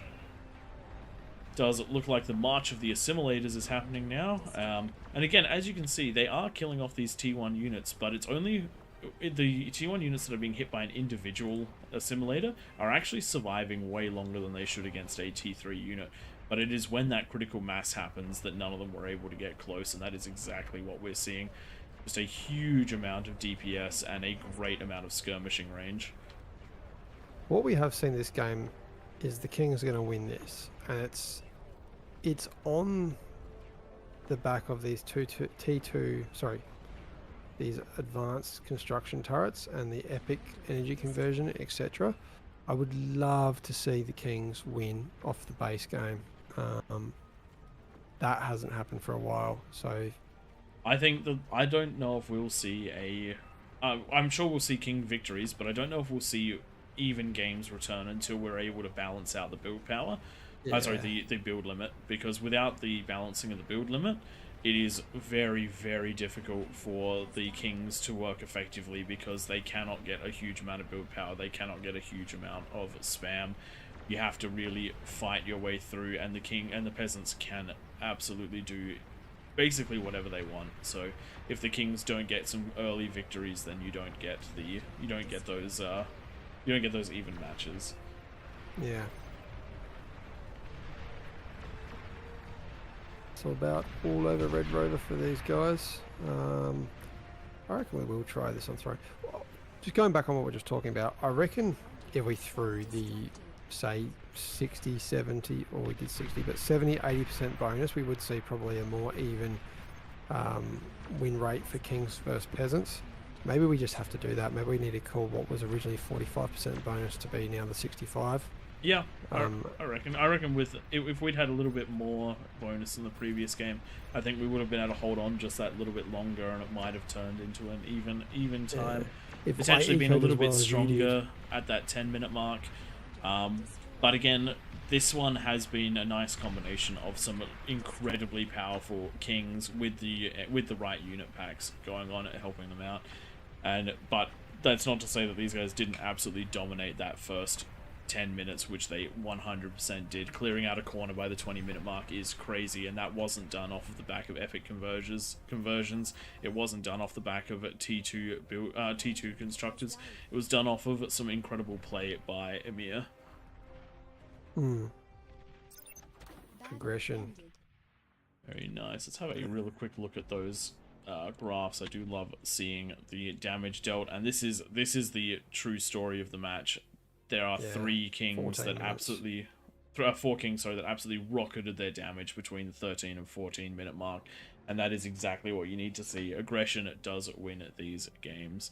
And a quick look at the metal produced side of graph, we also had 4 kings very dominant on the metal, but I wasn't able to see throughout the match because I was catching up.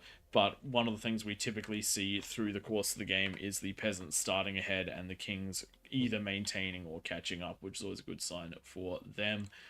I reckon we jump one out and get ready for the next one. Alright, thanks for watching this one on the recordings. We might see this on one of our replays. And yes, on to the next one. Just got a comment in game. Is 60% too much? Nope. Okay, do we want to try, let me just ask the chat. Do we want to try Throne? I mean, based on there being 55 players, I do not care if they want to or not. We're going to put Throne on. Alright, I'll get the codes for that. No worries. Give me a second. And I've actually now got a code to turn off the arbiters.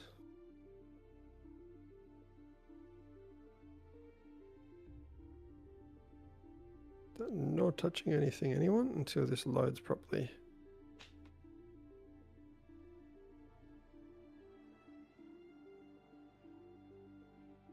There we go. And now I do believe it is 1, 2, 3, 4, 5, 6. It is 7 kings for this one. Yeah, OP kings only. I'm going to call it a minimum 20 OS. Now that we have the stream back up and running, just give me a couple of seconds to go refill my water. I'll be back momentarily.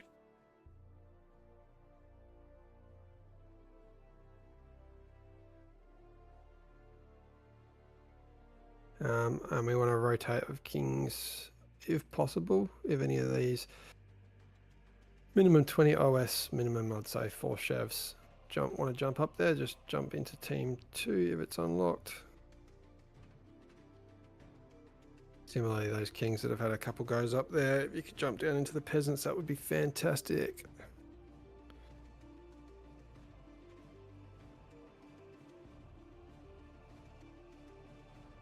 Legion is disabled, but I don't see why we couldn't turn it on.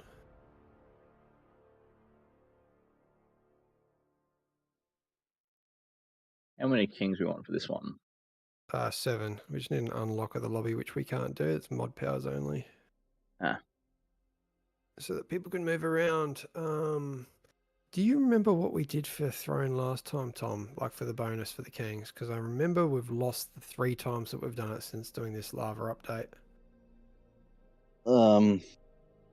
We've tried it at 45. That was a struggle. That was a walkover. I think it probably needs to be the 50, 55. It probably depends a bit on who's in there. This one, Yeah, we'll the map see is who- more limited on how much space you've got for eco. Yeah.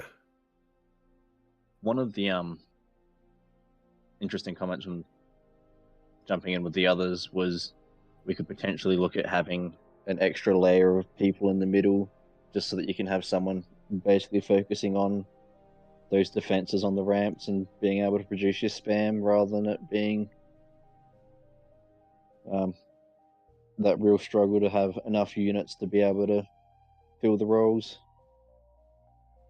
whether that would give us a more consistent balance when we end up with those big lobbies, but it still gets difficult either way trying to set them all up. Yeah. We can try it in the future for sure. Let's just get these people rotated out, Tom. Have we got Flow or Nightmare there to unlock team 2 so that people can jump down there? We'll get Fridge out. He was in the last. I mean, all of these guys were in the last one. All right, I'm back. What have I missed? Before you move too many, Tom, we'll just wait to see if anyone wants to jump down first. I don't think you can. No, you can't jump down there. Can't? No. I'll just see if I can put a ring out to Nightmare.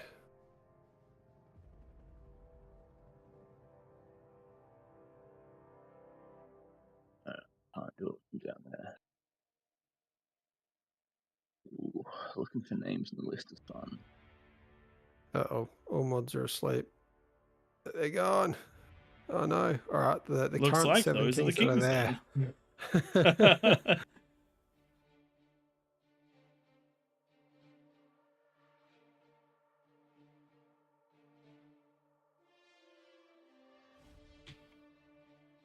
What bonus we want to leave them on?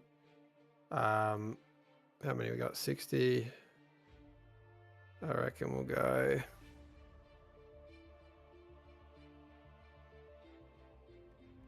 Do we just leave them at 60? Maybe 55? 55? All right, we'll do 55. They won last one. Uh-oh.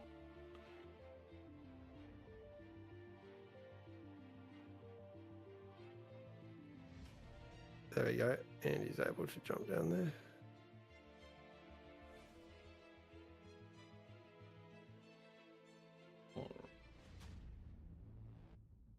Ah, yeah, because I left. I'm not a mod. I'm not a Oh yeah, I'll boss you. I'll Yes. boss you. I can't boss you. Why can't I boss you? I did get some sort of message from Nightmare. I am not allowed to do that either. That makes it fun. That's right. You guys are just on the duty of doing the things. Cinema Raf, why do you reckon it's pointless to play? Cinema Raf doesn't like to have fun. Bingo. You only wanted 7, didn't you? 7 is There are only correct. 7 spots. However, if someone hasn't had a go and they've jumped down there, they are welcome to, and we'll rotate one out. Looks like we have Which you've- 7, so let's just lock this one in and get us started. How were we looking for IDs?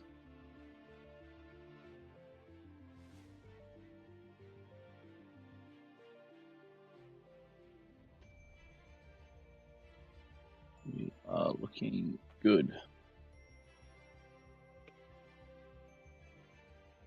I can't even do anything. The thing, yeah, 60 felt like a lot last time, but the Kings did manage to break through very quickly. There were no comms standing in front of those ramps to kill the demons. It really does come down to the players. We can change the bonus up and down all the time, and we do change it. We do change it to try and balance it best we can. But at the end of the day, It comes down to those matchups as well. Yep. If you have very strong players up against very strong players, those lanes end up in lock-ahead almost regardless of the bonus. If you have strong players versus weak players, then the strong players punch through very, very easily. Just need these last couple of people to ready up.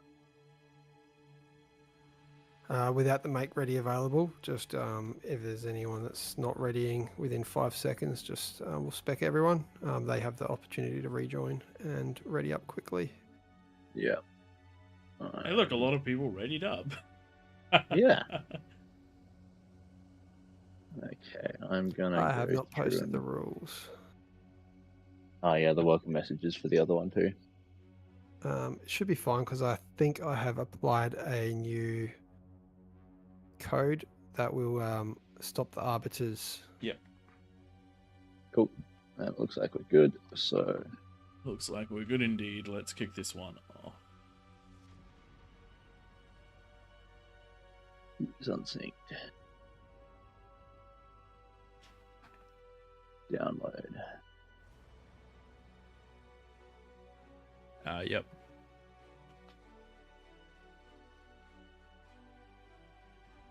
What I haven't done is ban the tremor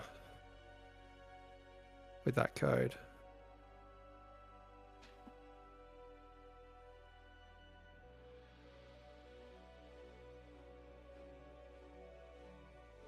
Just the second anyone joins, we'll just start specking them, gents. We gotta get this one going. Yep. I will unlock the lobby once we start. Alright, let's kick this one off. We can enable There we leaving. I go. thought we did. Whoops, And- didn't get it done. Bad luck.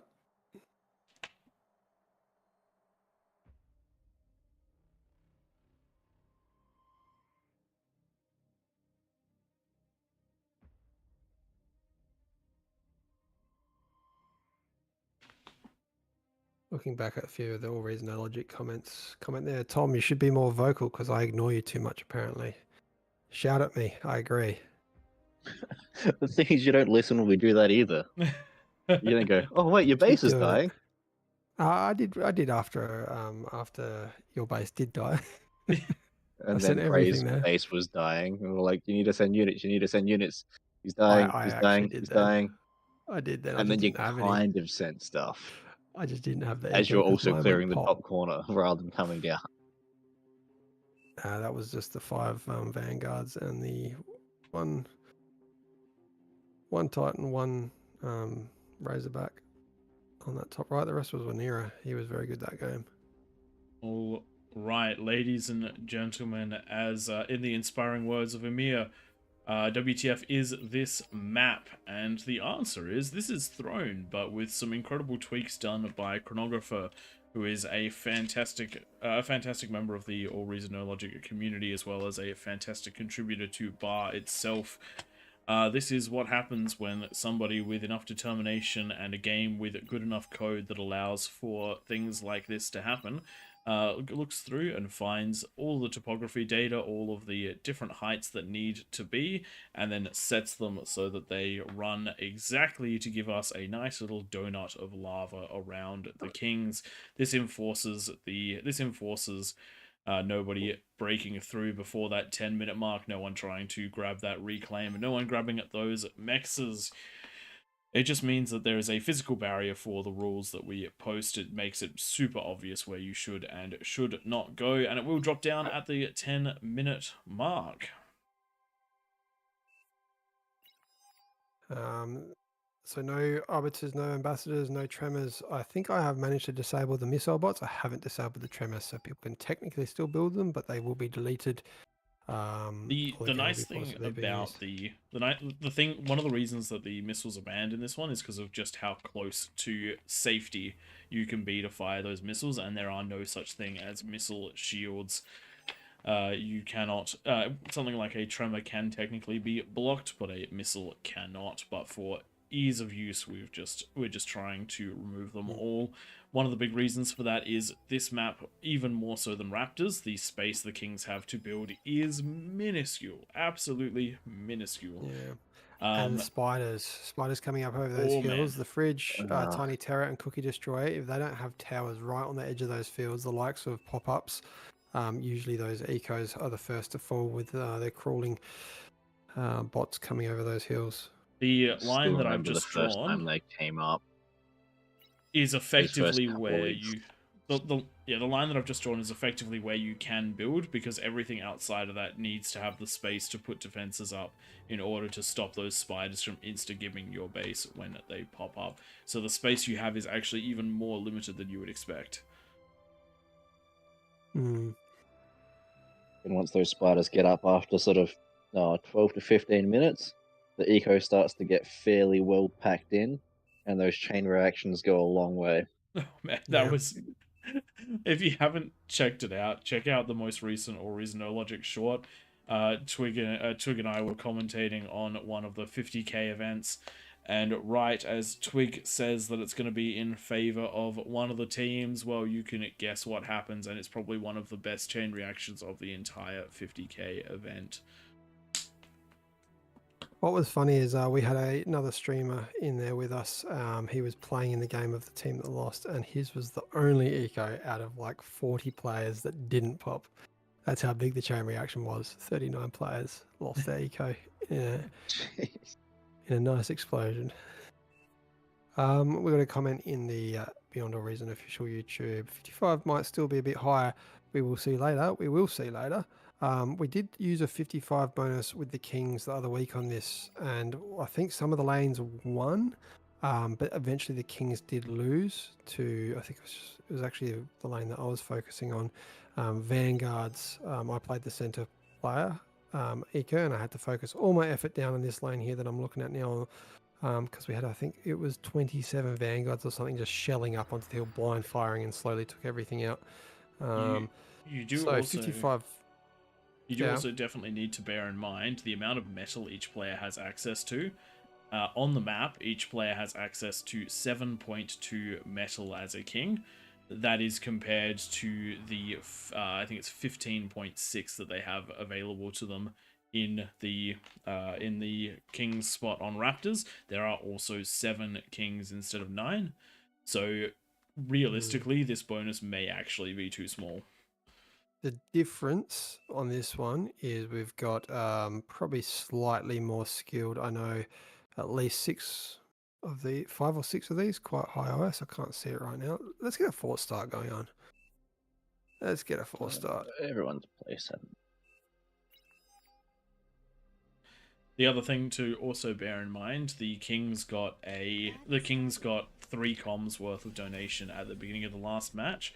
And whilst that is in theory only 3,600 metal, it's actually closer to 5,400 metal.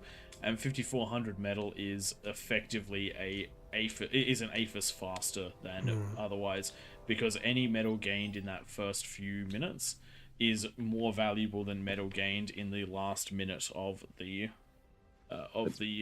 eco phase. And yes, basically, we do have Chronographer in chat. This is a super sexy map, I agree.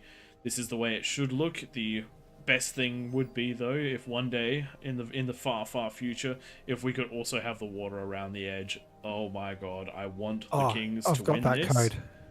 I've got that you can code have with lava the water. and water? Yes, I have that code. What? Why haven't you shared these things with us? That's amazing. I think. Why are you holding out on us? Do I have that code? What is it? Let me just check. It might be lava and lava actually. Okay, I think it's probably lava and lava. Yeah. Yeah, it is lava and lava. I want to see. I'm not the aware peasants. of there being water and lava. I want to see the peasants win with flagships. I'm pretty sure you can't do water and lava in Beyond All Reason. No, you definitely can't. You definitely can't. That's why I was so amazed when you said you had that code. But one day in the far future, that's something I would love to see. But anyway, let's jump into this one. You're joining us for a map for a game of King of the Hill, this time on Throne instead of the usual Raptor Craters, where we have 7 kings instead of the standard 9. And these guys have got a plus 55 bonus, stuck in the middle of this lovely lava pool added by Chronographer. Thank you very, very much. Around the outside, we do have 69 nice peasants, all scattered around many places for co-op eco, as well as some players that have opted to go out into the barren ocean just to do that pure scaling off of wind and conversion. Those guys should come into play as the game goes online. In particular, if you can do that near someone and help boost those players that are going to be fighting on the front line, big win there. Couple of rules for this one: no air, no structures that can attack offensively. You can use them for defense, do not use them for offense. We have attempted to turn off some of the missile units just to protect the Kings a tiny bit from losing everything to something that they can't realistically defend against. And that's around about it for the rules on this one. It looks like it's worked. I'm just looking at a T2 Armada Lab and you can't build the ambassador, so my code must have worked. Thank you to, I think it was Fish House Mike that gave me that one. players in I do love it when the community does help me out with this stuff or help us out, because I definitely don't find the time to do that. Between the videos, the streams, and our everyday day jobs, we tend to run out of time for things very, very quickly. Looking around the map, the roles that I expect to see from the Kings, traditionally you would see 3 players defending, 3 players building up for those offensive pushes, and 1 player in the middle going for that mass eco. There is a debate about whether or not it is worth sending those T2 constructors out. I would say sending them to the 3 players that are defending, yes, 100%. However, sending them to the players on the wings, maybe not. Getting your own T2 lab is almost critical to the build order, because reclaiming it gets you that little bit of extra metal that gives you your tier 2/tier 3 eco. So always interesting to see how the teams play these ones out. Looking around the map, each one of these wings for the peasants side is essentially a opportunity for co-op, particularly with these geos. You can get a fantastic start as peasants here, and so long as you don't over invest into T2 labs between all the different players, you're in for a very good time. Work together and push up those ramps. You do have 10 minutes before the lava drops, and when the lava does drop, it is open season. Just looking at the bottom right hand side, we did see a comm detonate and try to be reclaimed, but the detonation pool was slightly too large, so the resbots did get eaten. You have to be a little bit careful to make this happen. We have had to raise the level Chrono has raised the level so close to the edge. Those detonations do cause the lava pools. You can fix that one, though, by using the restore command. The restore command will balance out the map. One thing we should definitely consider for these is turning off map deformation. Doesn't look as cool though. I know. I love the little pools of lava where the comms go.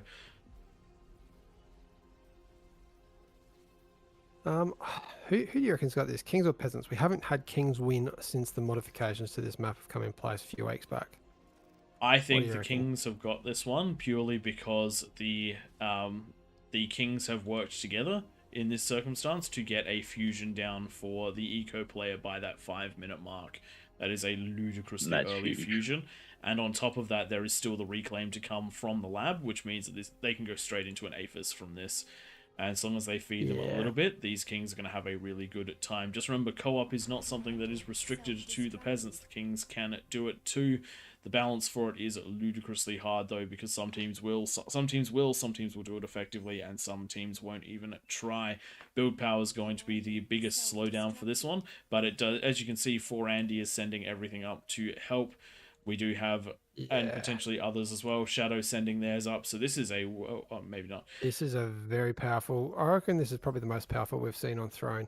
We even had, what's this, over here on the left, Tiny Terror sending units up to help with that eco in the center of the map. So we've got potentially 2 or 3 Kings on, maybe even 4. Shadow was helping Cookie, 4 players playing as co-op. Now Zippo going up there as well. And the cool thing with this is that everyone can live off of the overflow for a while.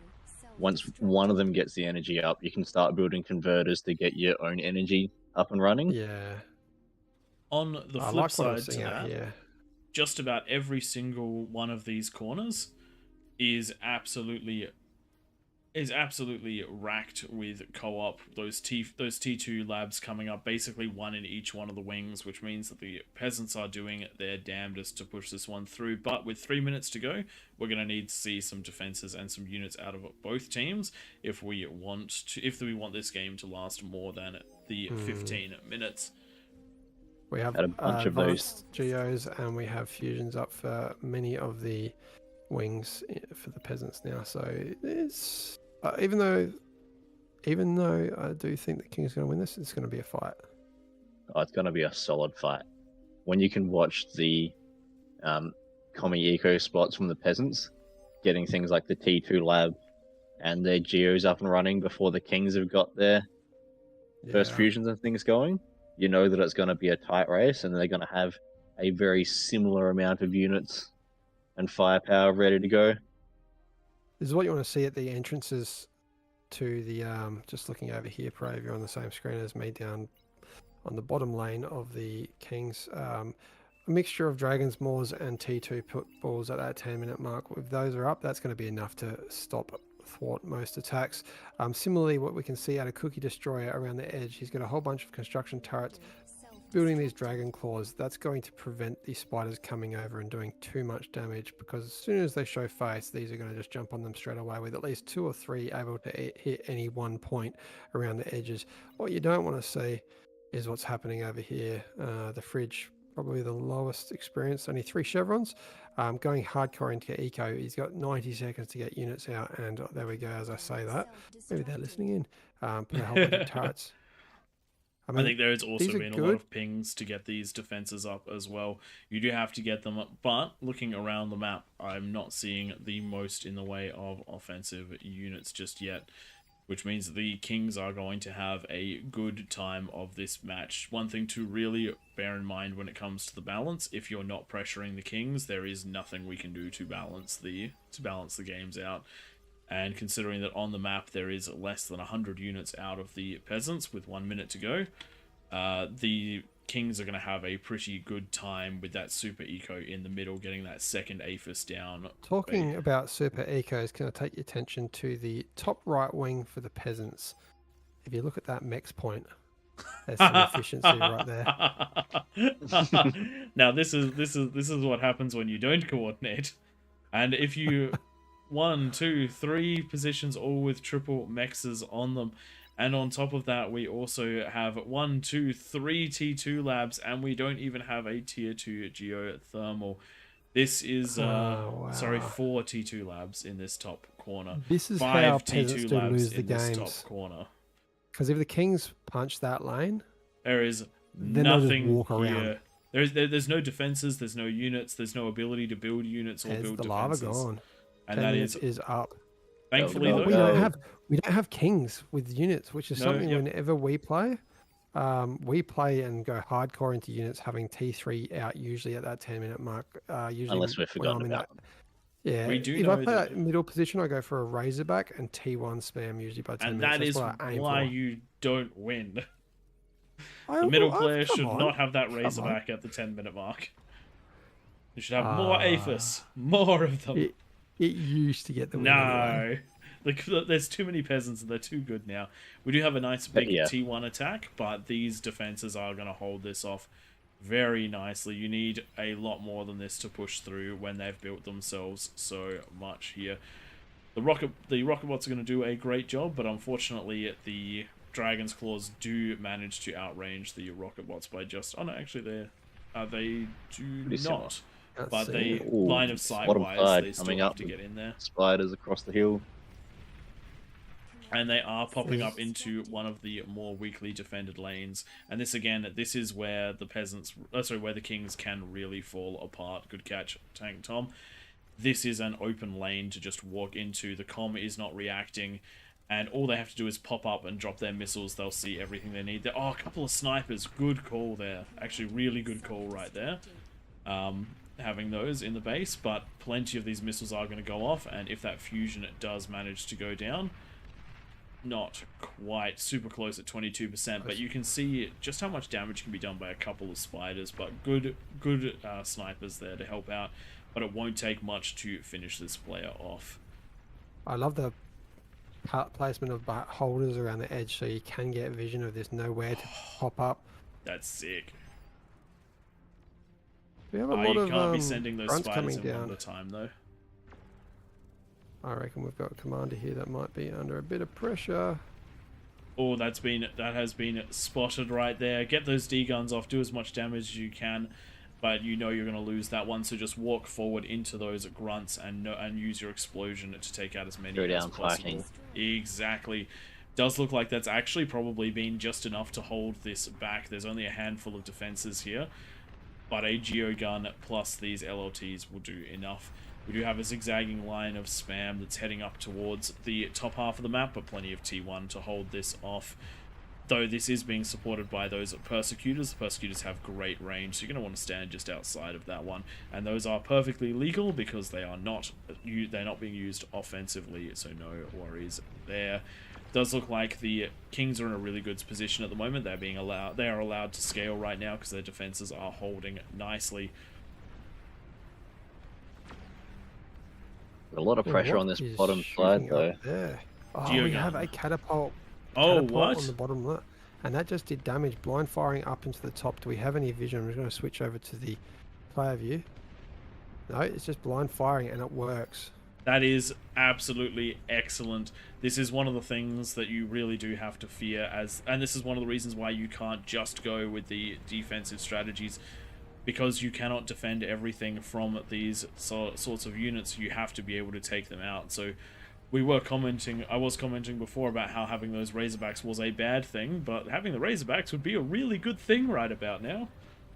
So great demons play. coming around on that left side to try and clean up that catapult. They're going to take a while to get there. Just bear in mind, if you do have these catapults, you really do have to keep moving that fire around, because what you're looking for is to tap that construction, tap that advanced converters, because you don't need to worry about killing the Aphis, you just need to worry about setting the Kings back constantly.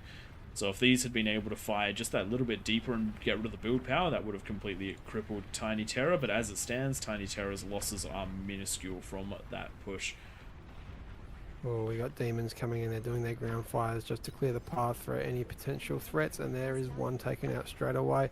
We do have the Geogun, but probably I not don't gonna think be enough. Geogun What is will that be good enough? against Demon, honestly. The Geogun's Demon become is good against Demon, though. A bit of self-fire just there. Oh no, there is a enemy demon, but with 3 of them, the best thing to do is just to walk around them. You're not too worried about killing the army. You just want to be getting that eco damage in. If these can push through to the back and taking out the build power, taking out the conversion. In particular, if you could take out potentially that Geogun. But what this has done, the front is open now. The demons have done their job, regardless if the demons die at this point. They have done their job because the spam is going to push through now. All the defenses that can deal with spam are gone, and they're not in a position to build more up. So this is going to be a great lane for the Kings to come crushing through. If they can get just a little bit of firepower onto the behind that spam, just to deal the bulk damage, then they're going to be in a really good position. Does look like that last demon is about to be cleaned up by Theo. Very nice D-gun there, and that ground fire. I'm going to take your attention down the bottom of the map. I don't think many people realise that some of these hills you can go up now that it's been modified, and there's no defences here. People have only defended on those choke points, but if you do tune in with your, I think it's F6, it'll show you selecting these units. You have a few spots where you can get up these hills. You got to make sure you use all of those attack avenues. Thankfully, though, there is a secondary line of defense here with plenty of Dragon's Claws and LLTs that are going to clean most of these up, but 2 have slipped through, and 2 is all that are needed to break through. All they have to do is pop some of this eco. 1 Twin Guard, though, saving the life. Something which is really interesting about the Twin Guard, the top laser has a greater range than the bottom laser, if anyone is interested. The second wave coming through now, though, and this should be even more effective than the first. They're not trying to bust through all of those defenses, just walk around them. And this is going to get out into the Dry Sea, and the Dry Sea is mostly defenseless at this stage of the map. And there we go, those grunts heading, sorry, those pawn, yeah, no, sorry, they are grunts, heading towards the eco, doing a good bit of damage here. And the 1 termite passing by, there is a comm coming to intercept those, so that should be cleaned up. Good bit of damage done there by the Kings. Right now, looking at the eco is currently just in favour of the peasants, but not by much. And the Kings are doing a really good job of pushing out, but the peasants in turn are doing a great job of defending, and it does look like the Fringe has managed to build that defensive line up. Still taking some damage on those sprinters, but they've those lost those snipers, fusions. the fusions are Fringe. gone, but they're not completely out of the game yet. They are surviving on a nice bit of overflow. They've got plenty of metal coming in, and they are getting it built back up again. And also being supported by a shadow in the sky, which is nice to see. It does look like the demons have found another entrance to punch through. And again, this is the just MVP the... of King of the Hill. The demon is the king of the hill. These things are just so effective, and we really need to start getting back into that as we play ourselves. Just look at that comm going down so fast to the triple demon. Gotta get your invis that's on, why bro. it is the Get your invis on. that's why it is so powerful. It's because they do the ground fire. You'll see these OP players just using the, I think it's S command, yep, while they're walking along, just so that the demon's constantly shooting at the ground wherever they're walking. If there's a commander there and it takes about 3 seconds of being targeted by one of these flames, and you can see there one going down just like that in a few seconds. Nicely done. Great breakout by the kings, but there is still plenty of opportunity for the peasants to be punching out. The kings have invested a lot into their defenses around the edges. Sorry. We've got probably our final assault onto the kings right now. A whole bunch of spiders coming over into the fridge's lane. Are we going to see a commander hit? If we can see that commander just a little. hit. Yeah, that Believe comm's we gone will. down. Nice. Yeah. But again, there wasn't this spider attack. Looks like it's done a lot of damage, but it's taken a little bit of build power, some converters that weren't open, and a T2 lab. But this is the area that the kings really do have to get their assault on. They have to find a way to push into this nice and hard, so then they can breach on into some of the more critical areas. They've got their foothold. They really need to take it and run with it, because if they don't, they're going to start getting on. Sorry to cut you off. There is an epic Karganath coming up. I forgot that this is on the left-hand side. So there was a real threat from these catapults on the left, taking out Tiny Terror's base, especially because these shields, I don't think, block those They do not block shots. missiles. No, they don't. So they've been getting close, but with that Kargi there now, once that comes over the hill, I reckon this lane's going to be more defensive than offensive. Demon is doing work though. Speaking of wish these demons doing catapults would work, go up. demons have just double popped comms in the next lane up at the very top, and they now have open season to run on in. Very little defenses here, just some T1 units. I believe, yeah, this is the corner that I think that went into all of the T1 labs. So this is the problem with trying to balance the King of the Hill. This corner all very much so played individually, and so now that the kings are pushing down it, there is almost nothing to hold this. Yeah, T1 versus T3. I think we probably Doesn't should have work. turned off those extra units for this map. Yeah. It's very hard to balance with those extra units on. And it's not But- like the Kings are getting anywhere near their population cap compared to last game. Yes, They we- only had 82 units out of 415. Exactly.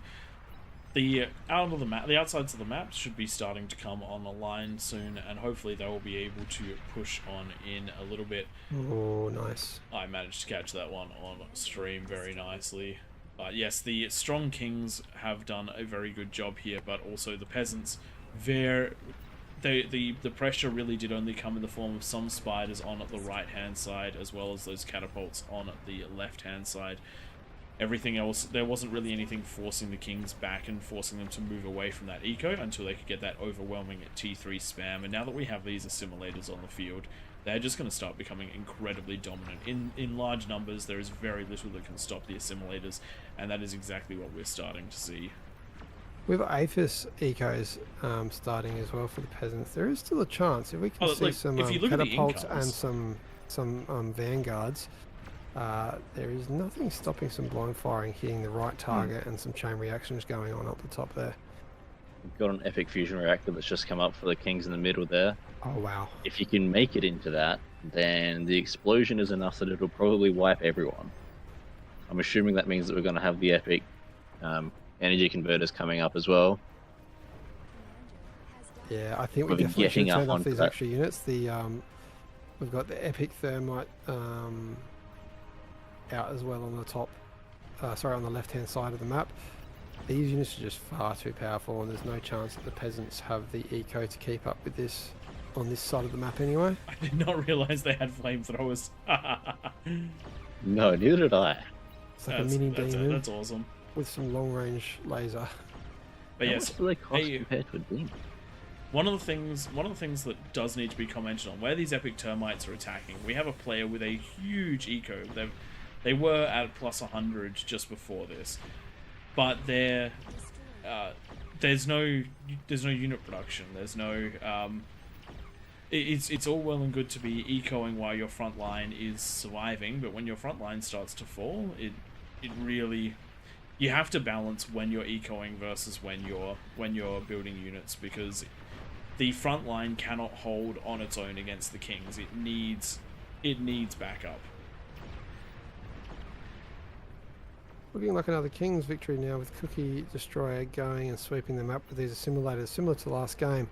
But maybe just tonight, with the Kings losing the first one, we were the difference. We were the reason that they lost. Oh look, I genuinely think the extra unit pack makes this harder. But again, compare the aggression from that first game that we were in to the rest of the games. The Kings went almost unharassed for the next 2 games compared to the one we were in, where there was several hundred ticks with a massive T1 push that pumped 3 players right off of the get-go and just didn't allow for this massive boom of eco that the Kings have. Yeah, this is true. So we're not that bad. Oh look, no, we're that bad. It was a combination of both of those things. Us being terrible and the peasants being more aggressive, and the comms being at the tops of the ramps to actually defend. Again, we've actually got an epic tumbleweed. Sorry, this is probably going to take out this lane, the bottom middle, going towards these assimilators. The problem this is the other problem with going with the extra unit pack. There is a lot of people take the opportunity to build the units they cannot otherwise build.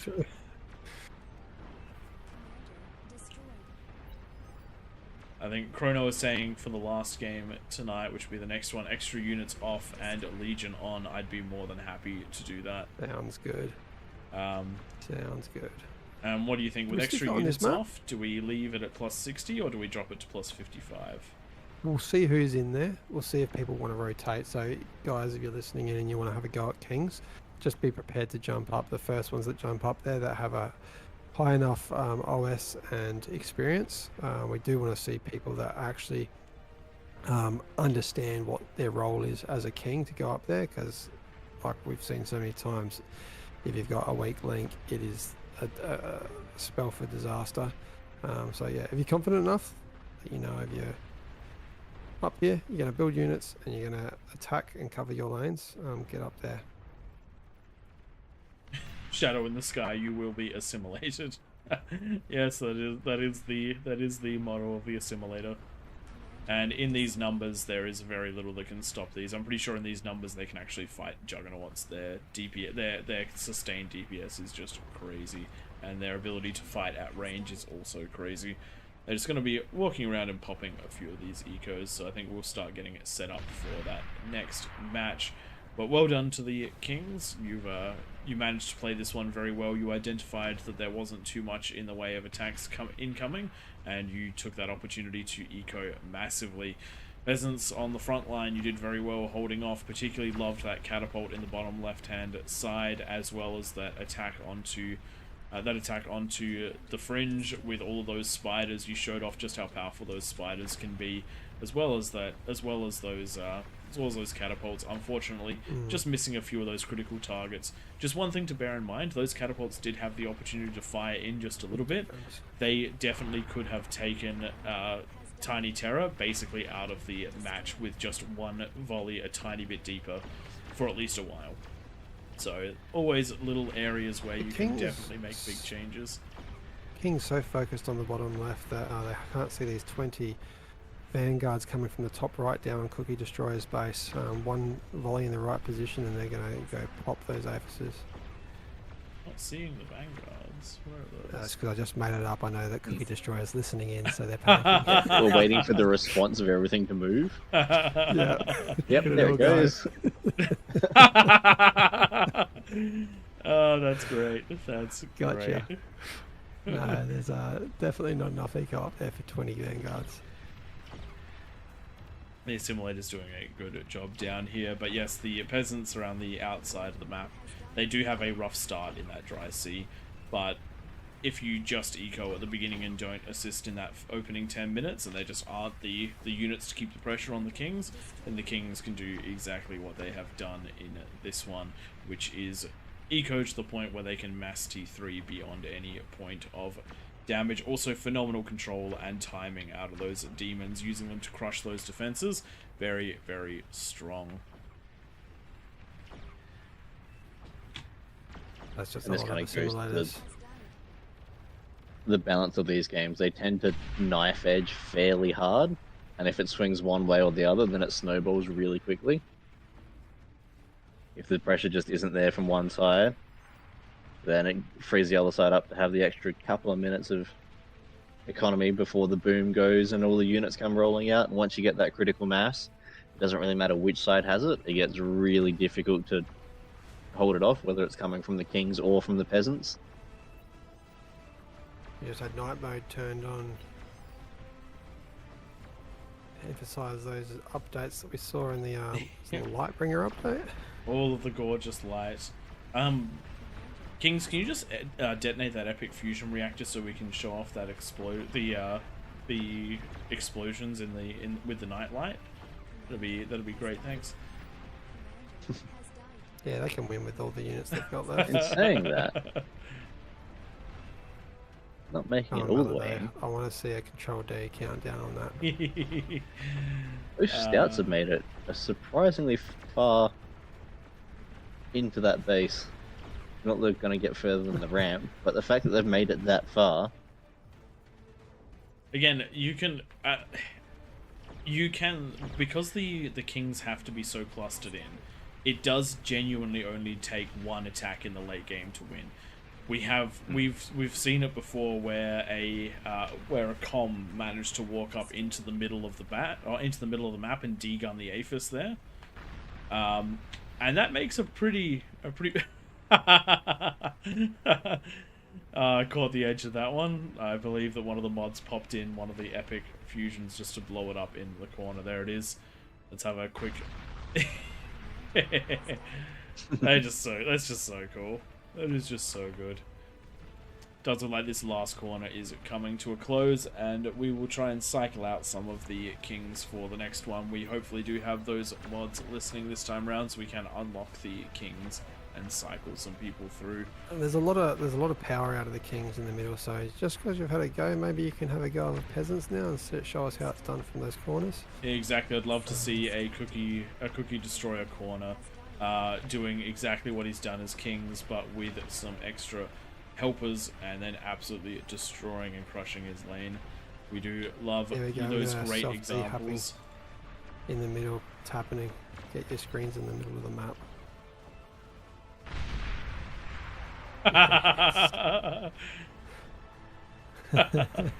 Nicely done. Beautiful. Also spread out across the peasants Look at eco. the dice. We do have quite a few of those. Not quite close enough to chain react, but I think that the next one to go off will chain react the rest. I'm looking forward to that one.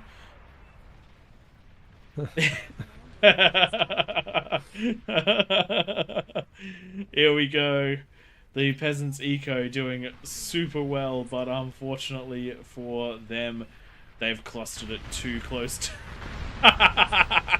What noobs, what noobs. Nicely done. And thank you very much for popping those ones in. That is awesome. I probably can show you the stats this time round. We'll have a quick look, see what we can get with those team huge damage stats. when those assimilators came out of Cookie Destroyer. You can just see that really ramping up around the 16, 17 minute mark, and just look at the damage dealt out of the peasants. 1, 2, 3, 4 peasants with absolutely dominant damage for a single eco.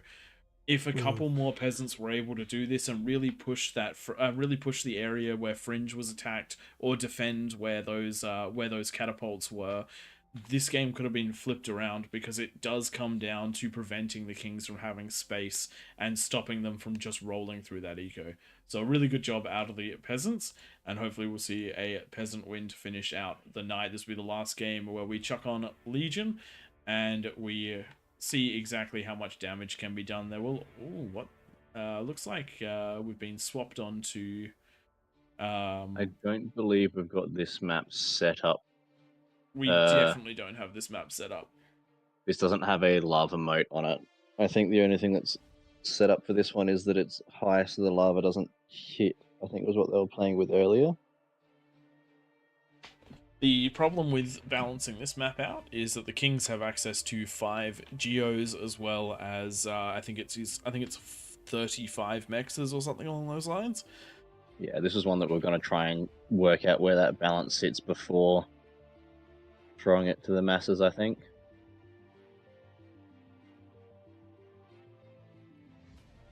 Yeah, Nightmare, what do you reckon? I reckon we keep what we had and have one last game on Throne. There's also a lot of around the outside. There is a ludicrous amount of eco for the peasants. Yes. So Yeah, all these changes, lava won't kill the peasants. Yeah, we're gonna leave this one until we test it. We've got a test coming up in the next week. I think on Wednesday. Of a lane before we go and try this. Otherwise, it might be a bit of a shit one to end on. yes, I mean, it'll be interesting either way, but yeah, this one will most certainly. We have absolutely no balance for this one. Hmm.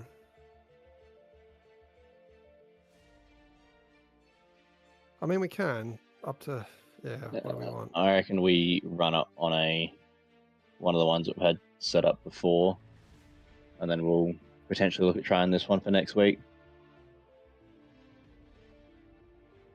All right. How many You players calling we've it, got? Tom? Yep. All right. We'll put it back onto the Throne Dirt version. Let's get 7 new. 7 new kings.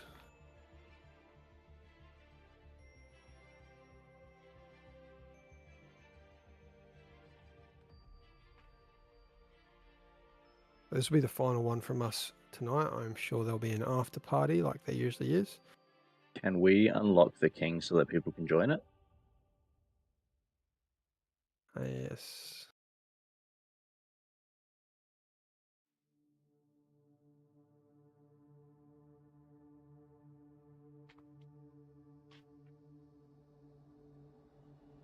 Yeah. Can we do a hooked Koth? That'll be very interesting. I mean, you could technically invert that one and it would work. Yeah, we could. Are we aiming for 55s again or thereabouts? Or Let's see who we get down there. So we're going to have 7 kings and then we'll make a call on it.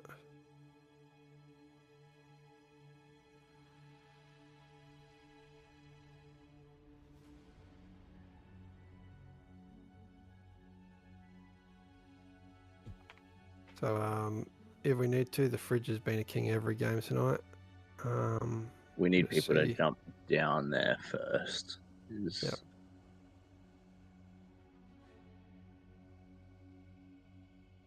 Fair enough, Cookie. You did a very good job tonight. Just need one more king, and that should be good to go there. We might keep it at the 60s, and we're going to take off the extra unit packs. Oh, actually, they're not on because I think I've reposted everything. No, extra unit pack is on. Nah, they'll still be there. All right, so we'll take that off. Oh, sorry, extra units. I'm thinking scavs. Scav The pack extra units is unit on. pack will also have. I think we take extra unit pack off. Yeah. Okay. Because that's got the units and the T2. I don't think. Does it? Have I'm the not T2 sure. I instructor? can't remember. I thought this. I'm pretty sure it's the scav pack only. Tell me in the comments, people. I'm pretty sure it's the scav pack only that has the T2 construction turrets. I mean, we don't want the extra units on anyway, so. Yeah. Okay. Feel free to turn them off. I think they manually have to be turned off because they're not in the code that I posted. Okay, scavs is only the epic units. Cheers, Cookie. Yeah. So we do want those ones off because the assimilator is a problem. I can't turn them off, by the way. I don't have the power. Oh. You're not king. That's why. There There we you go. go. Now you are.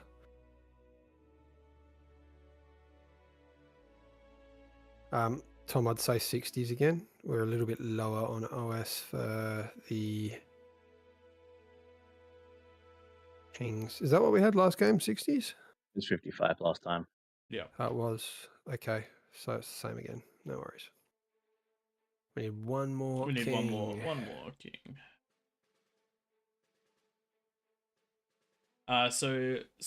Cinema Raf, if you want to catch back up on the YouTube, all you have to do is set your speed to your playback speed to either 1.25 or all the way up to 2, whatever you want, and then that will catch you up to the latest versions. YouTube puts a bit of a delay on it that you can overcome. I think it happens on Twitch too, but not to the same extent. So if that's your thing, then feel free. Nightmare doing it solo tonight.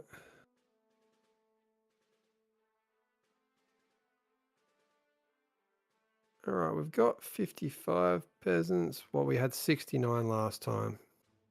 So you got the same bonus, but you don't have the extra units. You don't have the scav pack. Let's see how this one goes. We do need that one more king though. Who's going to be the legend that jumps down there?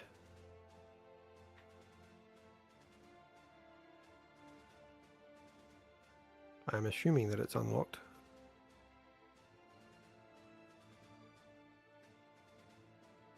It should be, because I was able to jump into it. There we go. There Thank we you for go. volunteering. Jelio!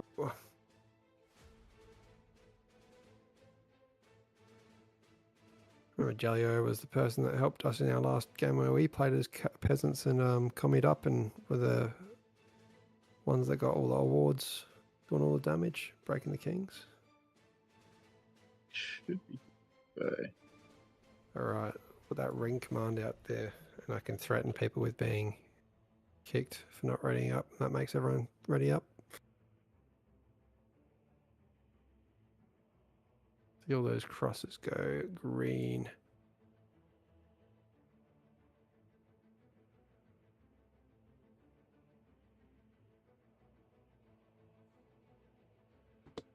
Come on, Cookie, I want to see you as a peasant.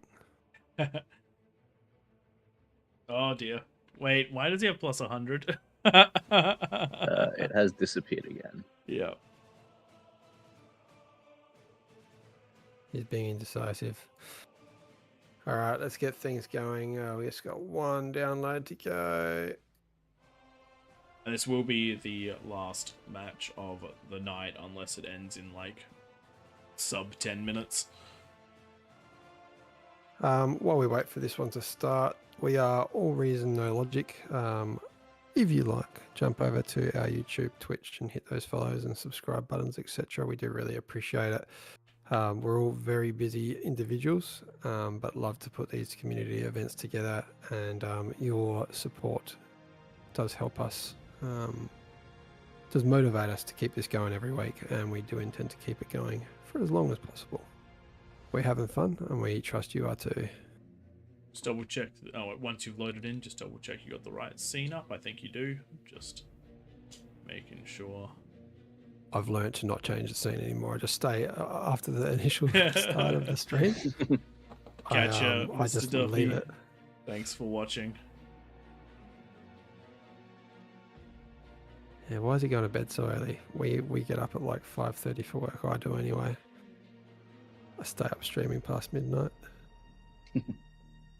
I'm Like a gonna real lead you man. guys through this, and I'm gonna go join Jelio on the King's channel.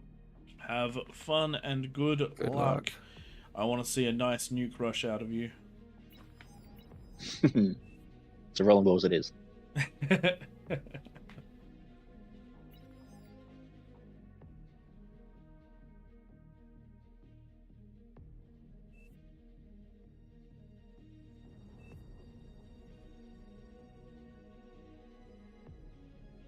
Okay, let's post Alrighty. those rules.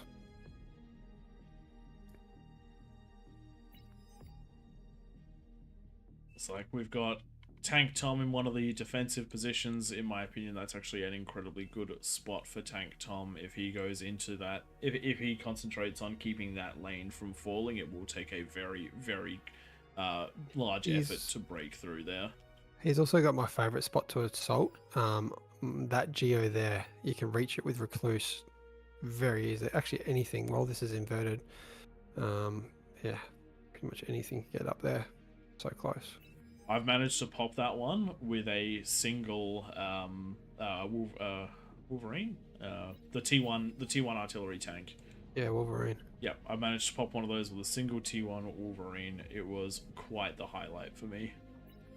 We've got Jaleo taking the primary eco position with Arteria, Andy, and Tank Tom in the defensive positions, and then I have no idea the Fridge and post-launch Brook taking those wings, which are kind of like a unit production wing. It's those, in my opinion, those three people should be building those units at the 10-minute mark and hardcore pushing out of each of these entrances. Tom, Nut, and Andy, all defenses, then eventually going into units, but they kind of get to eco a little bit after the 10 minutes, and Jaleo hardcore into the eco, in Prey's opinion, just ecoing hardcore through the game. My opinion, trying to get some T3 out as soon as you can and use that T3 to push down one of the lanes. My biggest recommendation for the players defending, get your defenses nice and strong in front of the ramp, but then also build some of those defenses up the wings for your corners. So then anyone in the wings only has to build across the very back of the map, because each of these sides will essentially be taken by one of those players. That just means that these guys are free to get those units running. They don't have to worry quite so much about defenses, and as long as you get that fusion economy up, you have plenty of money to get defenses down. You need a bit, but you don't need a lot. A couple of pop-ups, as well as potentially beamers and twin guards, and you really can repel those spiders for long enough to get units in place. Looking around the map, we actually have one really scary position for the peasants. We have a co-op corner with no co-op. Where's this? Looks in the bottom left-hand side, just the one player, Ladarandaran, who is just on their own in one of those wings. Oh yeah. That is going to be a lot of eco for one person, but also not much build power and not much funneling in. So my recommendation, if you are playing in the peasants in the future, help this person in the corner. Put one person on each of those 2.4s, build a couple of wins, send them to that guy, help them build that eco spot and get into that T2 real nice and quick, then hand out those T2s to a couple of the players around. You guys will have a great time doing something like that. There's also a couple of prizes in the map when when the 10-minute mark does come down, as we had 3 comms that started in the lava for some unknown reason. That means that they actually chose to place there, by the way. If they hadn't chosen to place, they would have spawned in the middle of the map. Jaleo going into T2 without much energy, needing to eat their own lab. Probably would have got some more build power down personally before going into T2. But I mean, it's a sub T2 lab, Twig. What do you want from these people? Have we had shared eco? Oh, we have. We've had shared eco. That's what's happened. Yes. I was thinking that's just being funded off of the energy from the metal extractors that the Legion have. They're doing a nice job right here, and this is actually going to superpower them out. A sub 2-minute T2 is crazy.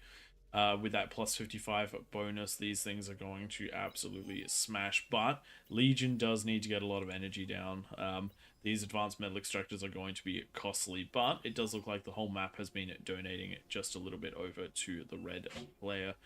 So we're going to have a very interesting build out of the Kings. I do love that they're starting to bring co-op more so into this middle section. You can do it somewhat effectively if you still try and play all your roles, but as it is right now, it does look like 4 Andy and Tank Tom are sacrificing their first few minutes to just absolutely smash through this eco player.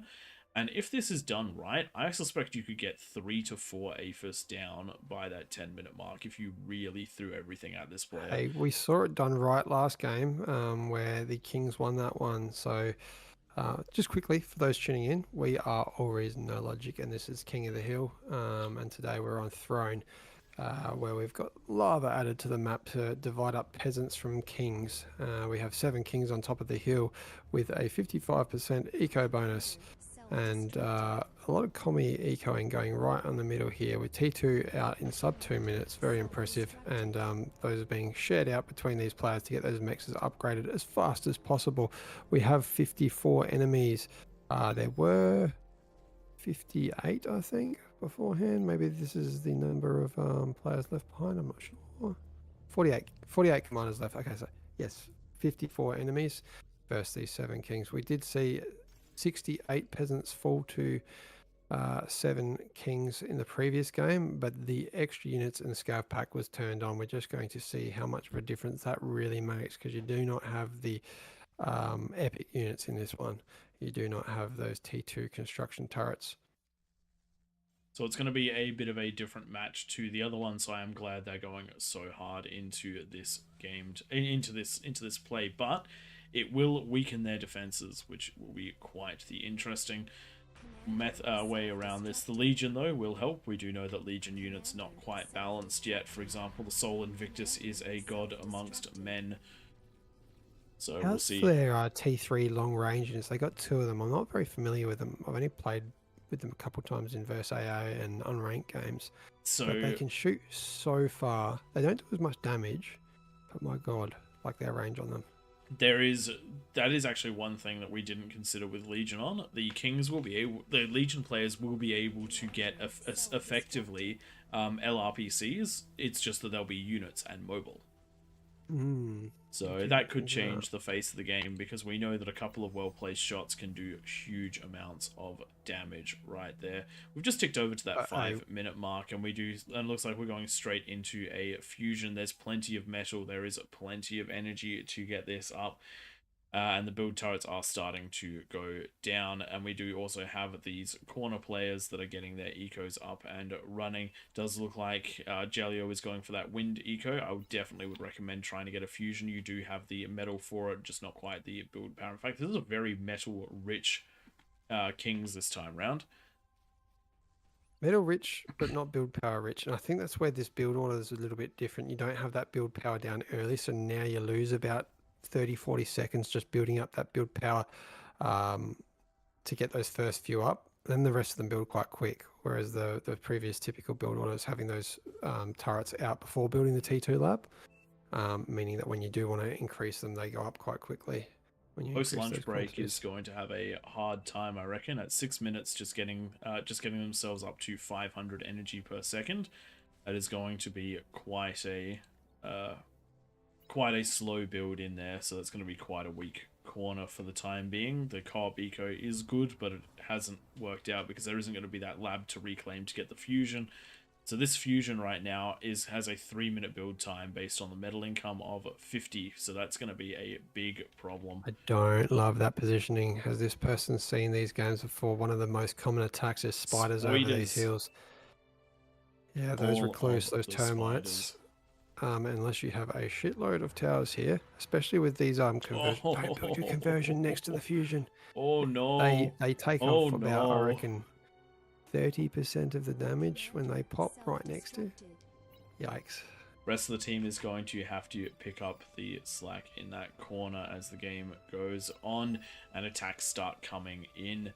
With 3 minutes to go, this is the time that any peasants that are going to get aggressive in that early part of the game should be pulling their units together and starting to get that production on. Just going to jump over to Jalio, where you called it as a fusion rather than an APHIS, going down where they had the metal for it. 100%. This would be coming up about now. So about 40% of a APHIS is as a fusion, and yeah, you'd be seeing the returns now, and you'd probably end up building the APHIS and the fusion in the same time that this fusion is going to come up with the lack of energy, having to go into those T1 solars just to get these up in time. Interestingly, the build power actually needs to stop being built right now. You have plenty of build power. You have the metal, you don't have the energy, which means the build power is not efficient. Got to be build power is those ones down. expensive. Like, energy expensive. Each construction turret takes 3,200 energy that's going away from building this APHIS. Also, the defenses for these ramps are non-existent at this stage. 2 minutes to go, and we're looking at our first cacophony coming up for defense-wise, and our first Chimera, which this is. I like that they tried to co-op eco. The 2-minute lab and getting the T2 out was a really strong move. What would have, I reckon, worked better is if that T2 lab had just pushed out it had just pushed out 4 of the advanced constructors, 1 for each of the 3 players on the defensive, but each of the 3 wings had been left entirely on their own, so then they can get their own T2 lab, reclaim it for the metal needed to get the fusion, and to pump on in. Oh god, I'm not a fan of that build order. I think that this is going into a T3, maybe? Is that the T3 lab from post lunch break? I can't tell from the shadow just yet. It just looks bigger than a T2 lab. Yeah, it is. If you look at it's a T3 lab. it's the same one. Off of a single fusion, that is a super risky move. A super risky move that probably won't pay off. I'm actually a little bit disappointed that Tank Tom's not yelling out and giving a few commands. He's played this game more than anyone that's in the game in this map right now. He needs to take control and tell them to build those towers around the base. You can see here we've got the fridge building a whole bunch of dragon jaws around. I don't mind that. Right up on those hills. Found a few spots that they can shoot down. Doing a quick bandbox around the map, the saving grace of the for the Kings right now is that there are less than 50 offensive units on the map right now. And there is the lava drop, and I would have had a couple of resbots ready to grab this 5,000 metal on the map from those comms. Tank Tom heading down with getting some grunts out for defense. But this is a completely different game. Same bonus, but a completely different game out of the Kings and out of the Peasants. Are we going to see? Have we got any T2 units? We do have phalanx there. We do have some termites down from that single comm that spawned with the Geo all to himself. If those res bots went and reclaimed all these, here we go. These commanders, we can see some T2 ecos come up. We do have some advanced Geos and fusions down, so some T2 ecos well underway there for a couple of the... Yeah, doing pretty well. Going into an APHIS around the corner there. But no real threats. I mean, we do have this one termite coming over and seeing that fusion. That is probably the gold pot luck of KOTH's history. Just seeing a fusion straight away. Nothing here. That is nothing. That is a harsh position to be in for. The termites are so powerful. I wouldn't mind seeing. Let's go for another fusion. It might even get it. It's gonna get it. It's gonna get it. The javelin's. No, don't back out. Keep going. Keep going. Wait, yes, do those spiders detonate? Yes. Oh my god. Oh my god. That is a fantastic idea, going into the LLT up on the hill, and that gets it. Really nice move out of Robin Straight. I love that. Also, I love something different. I love the attempts to detonate to self-D these units. Because they've been it hasn't worked, but if it had, you would have ended up not giving over those medals. But post lunch is in a bad spot right now.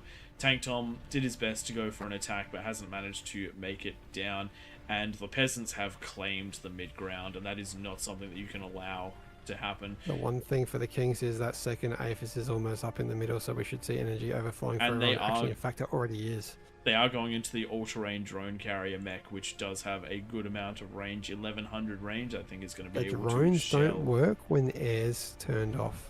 Yes. Great plasma on it. Is that plasma? Whatever that artillery is coming out of it. Cluster artillery. Yeah. Doing damage everywhere, but no drones able to be shot out. What else can we build out of these labs?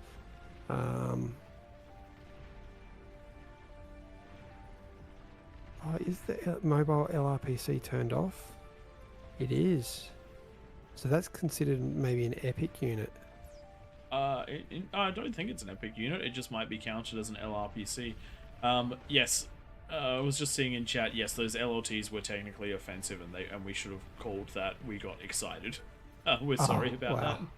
Wow, that's 100% correct. Yeah, that's yeah. 100% is correct. We just when we get to see things like that, that was such a great spider move, and if the spider had managed to clear the second fusion, that actually wouldn't have been against the rules, because they wouldn't have been built offensively, they would have been built as a bastion.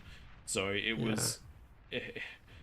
We are sorry about that. That's just us getting overexcited about something very cool that happens in the game. And if you've played Beyond All Reason, you can probably understand that that was quite a cool moment. Which I hope you all have. Yeah. Interesting, the fridge. Actually, no, sorry, there are a couple turrets over here. The problem with building these up on the hill is they're easily sighted, and if they're taken out, there are no secondary turrets around his base down on the lower parts of these hills. So an exposed eco if those go down. Also, a clever little play around. We have turned off the T2 missiles, but the hovercraft missiles still seem to be on, and so those are being used to great effect in this brown Your favourite corner. Geo went, or my favourite Geo just went pop. Oh, so very obviously nice. missed something that went over there. I believe it's that would have Tom's been Fiends. Tank Tom's Fiends. So these Fiends getting good damage done by utilizing those extra little gaps that pop up in this terrain now that it has been somewhat inverted. Do bear in mind that if you have a quick look, I believe it is with F2, if you have a Fiend select, you can actually see there are some little pathways through where you can actually run these through. And with the limited eco that Tank Tom has had for this game so far, the fact that he's managed to do that damage is fantastic. Does it look like we're getting a Soul Invictus out of the eco player? That should be capable of doing some absolutely fantastic pushing, and it's going to help. And I would be sending it along with these incinerators to really punch this corner here, this side here. This could be a great little spot. Would then free up time and space for these rocket bots to be taken out as well. Though the Kings do have a ticking clock on them, these ecos around the outside of the map, these guys that have been in the dry ocean, are going to start coming online sooner rather than later. Some of them up to plus 20 or more eco. In fact, I believe this player is up to a plus 60 eco, though they do have a couple of mexes. So that doesn't count. That's cheating if you're in the dry sea. But if you look in the top right-hand corner, we do have some decent ecos around the place. These will all come into play quite nicely when they do have that energy to convert. So the Kings are going to have to get their butts into gear and start rolling on out. They have had a slow start, and they are having a troubling start. Post-lunch is being attacked again by more of these termites. If we can get a pause on the game from someone listening, we do have LLTs up on that tower again, and they yeah, should not be able to be used like this.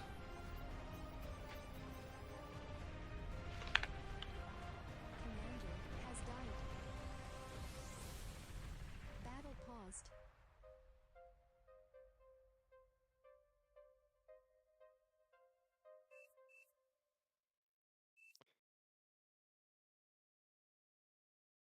Alright, so stopping those ones. No offensive structures. Yes. I mean, the rule is a bit tricky because we do say in Raptor Craters none that can reach the mexes, and technically these can't, but this is Eco Center. The whole top of the plateau is Eco Center. Yep. And it was our bad letting that one happen before, but it is what it is. Alright, let's grab that resume and let's get back into it. Give post-lunch break a bit of a reprieve just there, and it does look like all of those hovers have been taken out by this really good use of the Myrmidons. But we do have a nice big attack from the peasants coming at 4 Andy. We've got 3 Razorbacks, some welders, and backed up by snipers. I'm loving that Tank Tom has a Soul Invictus right now. Oh yeah, oh yeah. It does look like the defenses here have been strong enough to push this back for the moment, and units are now coming in to try and deal with this. So there is one Razorback that is trying to break through, has punched through that Eviscerator, is going to be continuing to punch through these units, but plenty of Gladiators coming out. I reckon this is going to be cleaned up. And I'm going to be watching the Soul Invictus as this... Actually, the snipers are doing... I don't know what to watch. I want to watch the Sol Invictus because the Sol Invictus. Sol Invictus is dead, isn't it? Oh, okay. It got degunned because you didn't have spam. And that is one of the biggest things you have to bear in mind if you are playing the eco. If you are going to be giving someone one of these Sol Invictus, you give it to the player with the most spam so they can keep it alive. Degun comms are ridiculous against expensive T3 units. Hoplites have seen these aphises now. If they pop that aphis, that's going to be about a fifth of the eco gone. Yeesh. And We do all have land is eco. The Sol Invictus now holding the front line, has taken out the snipers, which were the biggest threats. T1 unit's not going to be much of a threat. I actually would have run, if I was Mayuri, I would have run my comm into that Sol Invictus and tried to go for the D-gun, because, again, a Sol Invictus is 23,000 metal. Taking it off the board, with even if you lose your comm, is worth it 100% of the time, every time. Hey, there are 36 peasant comms left. I wouldn't mind seeing 35 of them walk up the map right now. They can be used offensively. Just skip the lane with the... In fact, actually just go for the Sol Invictus. He can't kill you all at once. Yeah, that's a weak lane, and we do have so many units here, but nothing attacking. We've got 3 Razorbacks down the bottom right that aren't attacking. We have... Yeah, unfortunately we have left these... hovercraft rocket launchers. Didn't know they had so much range. 700 range on them. They can blind fire up there. We should really turn them off. I need to figure out the code. If someone can give me that code, send me a DM in Discord to turn off those hovers, as well as the tremors. I don't have that code either. That would be awesome. Does look like a Take big Tom. attack out of orange in the top corner. A huge amount of these recluses have made their way in with some spam. I don't think that there's enough to clean this up because the comm is not going for those... There we go, the comm has activated and gone for those D-guns. Is going to get a couple more, but that should be enough to blow it up. Only a handful of those spiders remain, though. That was most of the force taken out by the D-guns. However, the units are continuing to stream on in. This is a huge amount of reclaim and potentially a center that was about to come online that can be taken offline. There's a T3 lab coming up right now, backed up by 3 APHIS. If that can be taken offline, that'll be a good time. But I think we're seeing yet another attack coming. Oh, the Infestor model was changed. Yeah, they look so much. I like this. That's great. Little rounds. That's Little way nuggets. more on theme with Legion. Those are sick. Post lunch break doing a great job cleaning it up, but there is just no break for post lunch break. He is on call all day, every day, as these units just do not stop. I think we're getting some well, those, I think, cameras going up on the high edge. I do love that idea from, yeah, but unfortunately with those units they're just not going to be enough. The Kings have got their opportunity. This is the moment where the Kings can turn this one around. They've had a rough start and they haven't had that big eco push, but they do have the units now, and they do have the units on the outside of the map, and they have done some decent pushing. They're now heading towards some reasonably undefended areas, though they do look like they're turning around a little bit. There is potential right here for this counter-offensive. There is only things like a geogun to defend on this right-hand side, only a handful of phalanxes to defend on this top side here. Plenty of damage to be done, and the outside and the dry ocean hasn't turned on just yet. So hopefully we will see some real damage coming out soon, and the Kings just continuing to ramp, but the peasants are too. The peasants are now at 2,500 metal income to 1,500 come out from the Kings. Bottom right does have vanguards online. Let's just check out the player views for the blue team to see if they can see any of this eco. They can see where it is, but they can't see what it is. Yep. We do have advanced energy converters. Really Oh, damn that's close, not where thank you want those. Not where you want those at all. These bastions are going to do a great job defending, and if these had been recluses, they might have been able to get some rockets off to destroy the construction, but the tankiness doesn't matter so much when you've got 2 bastions firing on you. It does look like the Sol Invictus are marching. 4 Sol Invictus are looking to be heading it down this way. However, there is no spam, and this is something that is so critical to fighting with these big units in King of the Hill more than anything else. There are 34 comms, which means that you can sack as many as you want to kill 24,000 metal in Sol Invictus. if you surround them with spam, they can't get close to you with those invisible comms, and the Soul Invictus can nuke them down in no time. But they're currently not really on the offensive. They are just holding to try and keep all of this defended. Here comes some spam, but I do believe that is T2 spam, so it's some very expensive spam, which may or may not.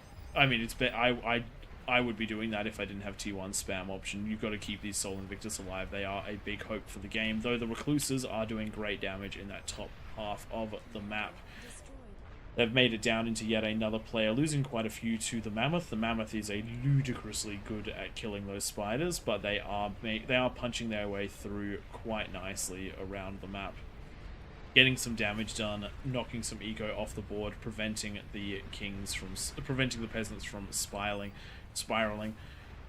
We do have a D-gun available right here for one of those Soul Invictus. There it goes down, but I don't think the comm will get away from that. It is... Oh no, it does manage to get away. It can come back now for more D-gun, and the Kings cannot allow these Soul Invictus to fall to the D-gun.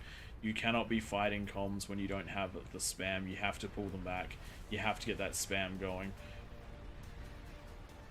And it does look like the peasants have got the spam coming in now for this side. This is going to be quite rough for the Kings to deal with. The Soul Invictus are a good unit, but without the backup of spam, they're going to be in trouble. The Kings are holding really nicely at the moment, but they aren't seizing too much ground. They've made some really good attacks, but the eco gap is staying reasonably consistent, and the longer that goes, the more of a problem it is for the Kings. The peasants coming online will eventually be able to crack through, just because it becomes a space, and it becomes an issue just trying to defend all the available positions. I'm wondering, I really thought the peasants had this once they broke that line on the bottom. Even when there was one Soul Invictus, if a commander went through and degunned that, there was literally nothing else defending. But now we're seeing Andy completely coming back online. Oh, good. He has good. 100, what is that? Yeah, 40 odd turrets out, plus 50 or so up there. And now has one of the biggest ecos again. This is where you don't give up people, even though losing all the build power, all the conversion, and only having a couple of AFS left behind. Right back up there again now, and it's going to make a real difference. So I fear that the peasants lost the opportunity on that lane. Now it's quite well defended with those 3 Soul Invictus. But again, 4. This comm could easily walk itself between 2 of those Soul Invictus and kill 2 of them. Easily could do that. There is nothing around here to stop anything from doing it. And now they're bunching up, you could actually take all 3 if you positioned yourself right. The time for the Soul Invictus to turn around is quite long, so if you just position yourself right there, you could easily grab them all. You do it all with 1 D-gun if you really tried right now. Praetorian taking out one of these commanders. Every time you hear one of those commanders fall, that means the lane's a little bit easier to push with that T3. I am surprised, despite all the vision we've got up the top here, that we don't have more assaults up over this hill. Especially now that the bastion just looking is at the top right, we just had some incredible Thor EMPs dropping down on these Praetorians and allowing a Soul Invictus to be walking up onto this T3 position. There is no comm in the way, and so that is a huge win right there for the Kings. That was Shadow that they're against, the highest OS peasant, I think.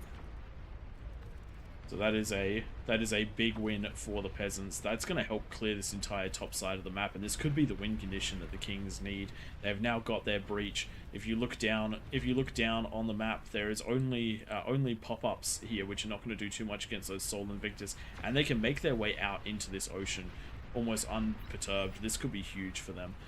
And also it means that once this area is cleaned up, a King who is doing ludicrously well on the offensive will be able to back out.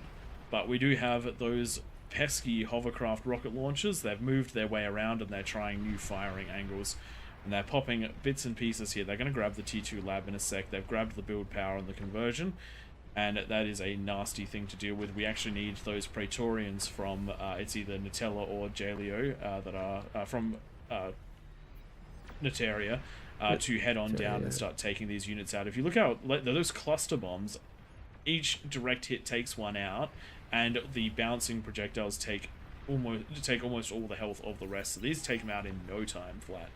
So you're gonna make sure you There is control this- the area around the bottom half, around those cliffs during the course of the game.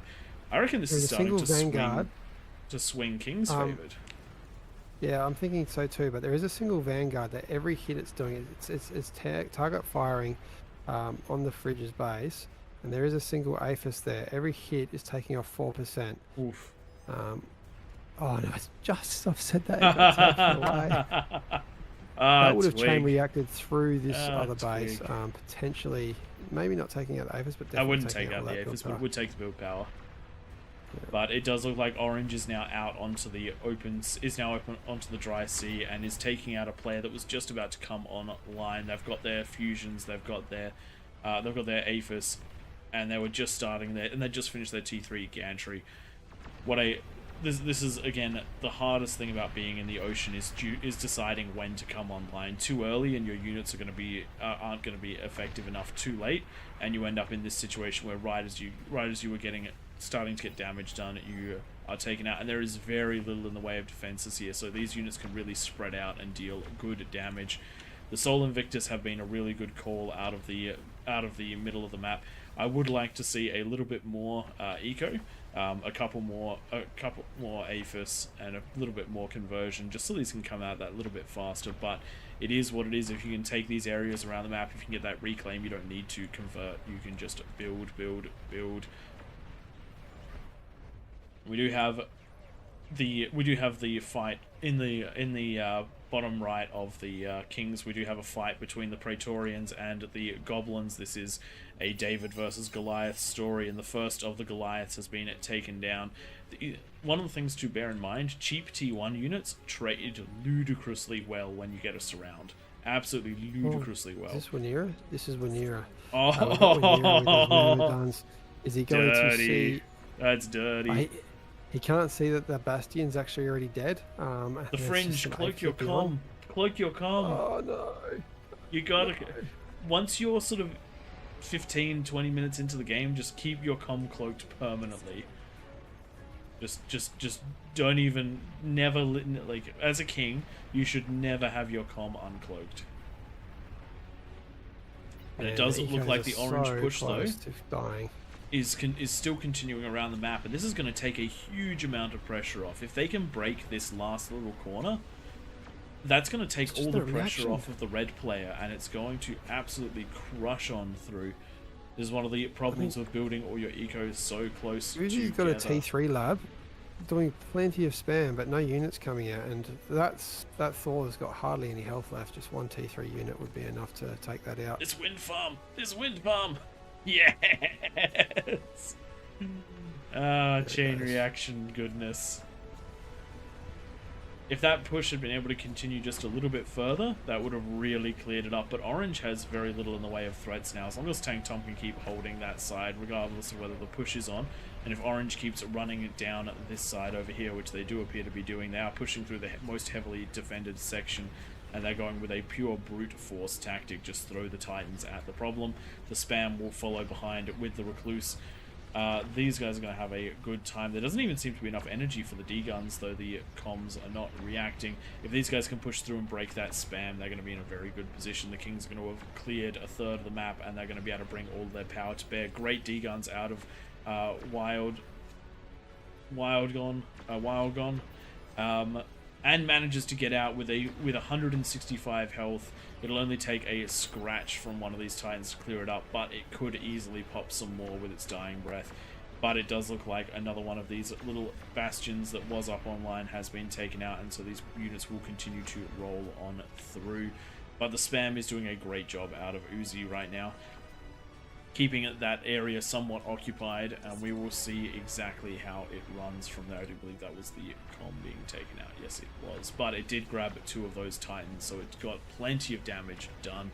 Sol Invictus on the other side of the map, though, they're down here and clearing as well.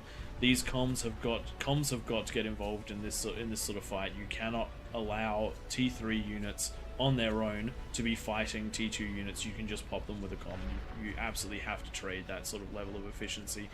But so many of them coming down, it does look like the Kings have managed to get exactly what they need, and they are starting to really clear the peasants. The eco is approximately equal when you don't look at reclaim. The only way this is going to be won by the peasants, in my opinion, is if they actually all come online. All these other peasants that are building eco still, they need to just go purely into units. Everyone just needs to assault at the same time, because the kings have managed to completely take control of that entire second tier now. There are no more peasant units apart from this one little wing here. There's just not much there either. And they've done it with Sol Invictus basically, which just as the peasants you should never allow this to happen. You have comms to deal with the Sol Invictus.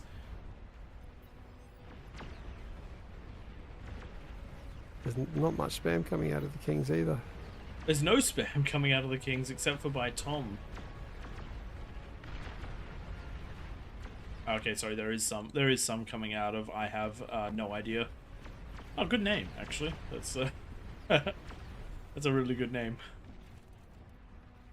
Now that top left being assaulted by two more of these Sol Invictus. These and Sol Invictus have been allowed to walk around with complete impunity.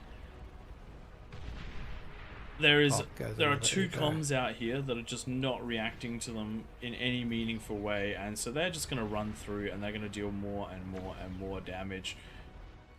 And look how well they deal with Titans, just by the way. The Sol Invictus just wrecking those Titans. Comms are not going invisible. Turn invisible. I don't know why you would turn a commander. Why? Why? Shirohima, what are you doing? Oh dear. Oh man. And again, There's if you've been plenty of hearing images us on these. talk about the game so far tonight, one of the big themes of tonight has been how do you balance when OS is not something that you can really match up in these games. That is the big thing. The Kings right now were in a super losing position, but not enough of the peasants came online at that time, and they have not been using their comms to deal with these Sol Invictus, and the Sol Invictus are just walking through. 4D Sol Invictus taken out by one D gun. one commander then. That's what Brilliant. I'm talking about. That's what I'm talking about. This one hero comm on the ground looks like it's even going to be rezzed. Now, if you can imagine all these corner, where the biggest eco is in the game, the bottom right corner, if they had all been building vanguards, right when those Sol Invictus went down, there'd be not much stopping a walk up that hill, and Yep. yeah. But Quite that is resistance the now. that is the thing. You have to try the balance of this game is based on the players in the match, and the Kings did a really good job of surviving, and the peasants and unfortunately for this one, the peasants just did not come online at quite the right times and make the right calls. The Sol Invictus that have been exposed were just left to do their thing and get their damage on, and that's allowed the Kings to clear up now about half of the map. A little bit more than half the map, actually, so that is some big problems. The outside of the map is trying to fight tier 3 with tier 3, but the problem is that when you try and get into those big tier 3 matchups, the Kings almost always have an advantage because each individual King will have a great eco. As compared to each individual peasant who won't. It's multiple peasants that win the fight. You have to bring your numbers to bear. You have to work together to get the right unit combinations. One person on spam, one person on T3 units, one person on siege units, someone doing sneaky stuff with the comm, all sorts of things like that. Because right now, just like genuinely looking at the base layout right now, there is actually space to slip a comm into the top of the map if it's invisible. There's enough space between these units to walk something invisible into the map through what used to be 4 Andy's entrance. And if you control D'd yourself inside the middle of the map where all these APHIS are, or just D-gun them, it'll be pretty effective. Yeah, another commander going down because they're not made invisible, and we get to see the same again from Bobzilla the Gorilla. If your commander doesn't go individual. In King of the Hill, comms are the most important units that there are. They are one of the biggest differences between King wins and King losses. It's how effective your comms are. One other thing we haven't talked about much tonight is jumping on Discord with your teammates. that are in your corners. I've just posted a link there to a Discord where we host some kings and peasants channels that you can jump into with your teammates. It really does help the result of these games if you're in there co-oping in the right way. Talking about what you're doing, probably the best way to do that. Here we go. We have a Vanguard push coming up. Unfortunately, there's so many Soul Invictus here that they should just be able to push down and take them all out. But if these units do manage to start creeping in their fire in, that's one of the ways you can quite easily take out a lot of the kings. Unfortunately, though, because the top sections of the map have been taken out, the pressure is off. Top of the map, we have 237 stouts that are gonna come crushing in, and wow. I don't know if that's gonna make it in or not. It may. Oh no, with all the rattlesnakes that are gonna be firing down onto the clump of them, there's gonna be so much damage done to them as they walk in that these will probably be taken out as they come up. There are titans, there are bastions, but if they can get in onto that eco, that could be crazy. We also do have an invisible comm who's gonna start getting some D guns, maybe. But yeah, look at the stouts. They're not even at the ramp yet, and they've already lost 100 of their number. This Blitzkrieg is I love that they tried to do this. This is incredible, but the Blitzkrieg is down to 45. There is just so much defense on the high ground. The 9 rattlesnakes have gotten 104 kills cleaning this up. So those are definitely some MVPs there. Really good effort though. If there was something to back those up, maybe if the Vanguards had been able to sneak around that way and get the fire onto those positions, it could have been a different story, but it this is hurting me on south, actually. Sorry to cut you off. We have a lot of Vanguards down here. We got 10. Yep. And they're right now focusing on these defensive lanes. Yes, your teammates are probably going to fall here, but it's just a slow death. Yep. It's death by 1,000 cuts right now. There is not much in here. We're getting ticks quite far in, and all it would have taken is a couple pops up here, and we would have lost all the build power again for the fridge and also that conversion. Great D-gun from doing nothing. Oh, another get it! 3 D-guns! Yes! That comm got all 3 of those Soul Invictus. What a great effort right there. Unfortunately, more coming up, and the Titans just do not trade well against Soul Invictus, even with the Vanguards backing them up. But still, that's the sort of thing that you got to see out of those at comms, doing a great job cleaning those ones up. But this does look to be still in the advantage of the peasants. That's crazy, actually. But again, all of these positions around the map, they have been able to eco like crazy to get the units up. But the problem is the army value. The army value is 20% in favor of the kings, and the problem with that is that it's concentrated in certain locations. Though we are having the Soul Invictus versus Titan fight on this right-hand side as well, this time in the Peasants' favor, and the Titans are struggling to fight into those Soul Invictus. Spam and Soul Invictus, this can build up big enough. If all the Peasants concentrate on this side, on this spot here, they get enough Soul Invictus, they get the Vanguards behind them, and they keep the spam rolling. They should be able to push up and into the base, no problem. There is not going to be enough that the Kings can throw at that sort of problem once you get a critical mass.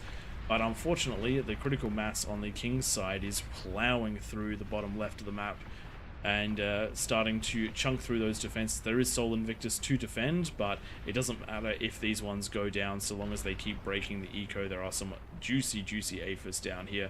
That is exactly what we want to be breaking.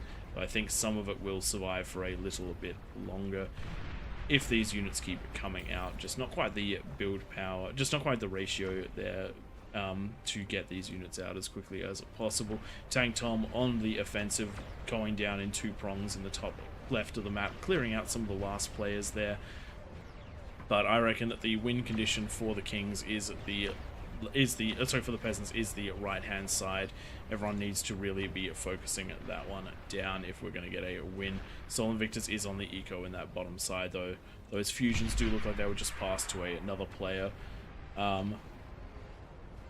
But that is the big dams. How many APHISes were there? Like, if that player just went into their Titans, they were Armada, 1 APHIS earlier, they probably would have had about 5 Titans out. And that's the thing. You do the best. You do the best you can. You make the best decisions you can. But when your front line is falling, you do have to get online. The Sol Invictus in this right-hand side are doing an absolutely great job. There are plenty of Titan corpses over here. Then the Sol Invictus numbers are growing. There were 4, now there are 8. And if that number keeps rising like it does, there should be enough to push through reasonably soon. The Kings don't have the ludicrous number of comms. We also have the Titans actually starting to outmuscle the Sol Invictus in this bottom side, combined with those Vanguards. There is another great opportunity for a push here. So the Kings, the Peasants are not out, even though they are heavily crippled. The Ecos are approximately equal. Yeah, they've actually just taken that advantage by 30% in the army value with all those Sol Invictuses dying on the bottom left. I mean, it was worth the death. They did take out almost the entire economy that was on that bottom left, but... Just two left fighting each other down here at the moment. It does look like that is going to be a King's win for that one, but another Sol Invictus coming up, which should be able to clean the rest of these units up. So the Kings are now on the back foot, which I did not expect. As long as that spam keeps up, and as long as the Sol Invictus keep building up around the map, I reckon the Peasants might actually be able to swing this one, especially since this top right-hand corner is starting to come back online again. It wasn't completely killed, and if these guys can even just pull reaction time from somewhere else, just force units to not be on this one front, spread them out, take some time up, we might be seeing some good damage coming down from the from the Peasants reasonably soon. So a really back and forth game, this one. Yeah, that little battle between the Sol Invictus and those other units, what were they called? They might have been Praetorians or I think they were Javelins. Praetorians, yep. Praetorians, just as that last one, it popped all the build power. Didn't take the entire eco out, but I think the advantage, the bad call out of night music here is just going to the best unit, which is Sol Invictus. I think popping out some of those cheaper units, getting the numbers up, would have been what would have got him the advantage there. Right now, I'd be doing exactly what he's doing and going into a ton of res bots to try and get this whole area back online. We do need to see some T1 come out to build that build power back up. We are getting a bit of a pushback from the Peasants here. This is giving me deja vu. This is bad deja vu. We've got 30 Vanguards in this bottom lane. This is what happened to us when we were playing as Kings in this map. Bomb has come online with demons though. And these demons should be able to push down into the bottom of this map and finish off the player that is coming back online now, building those Sol Invictus. And if that player does fall, it really does open up the rest of the bottom of the map. There is basically no defenses for the for that next wave. So if Tank Tom can take out what's left on his part of the map on the dry ocean, then he should be able to sweep the rest of the match, which is a crazy thing to say considering where we're at this point in the match. It's hurting me that these Vanguards are only going for the defenses. They just wouldn't hug the edges and just blind fire it up there. They would 100% hit the Aphises and the build power. And once they start having to fight the Sol Invictus, it takes so many shots to kill the Sol Invictus. Each one of those only does, what is it? I think it's like 1 or 2%. Something like that. And so while you can fight them down, and look, actually, to be honest, with what's going on here, fighting them down isn't the worst call. The eco would be better.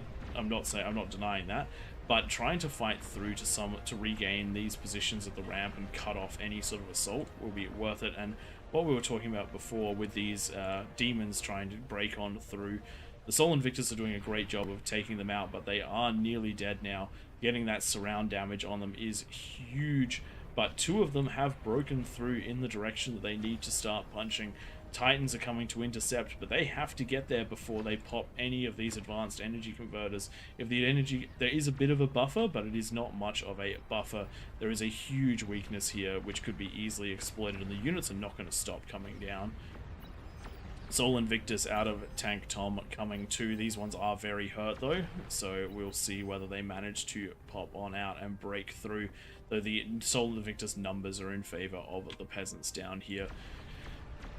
what a just a non-stop fight. Titans, Soul Invictus. Every time somebody ebbs, the other team flows, and we are good game. Like, yeah, I think this has hit the nail on the head. We've got plus 55 bonus. We gotta remember this. Plus 55 bonus. None of the crap turned on. All those big units that kind of just make it either one way or the other. Whoever gets the most. This is more micro and more tactical.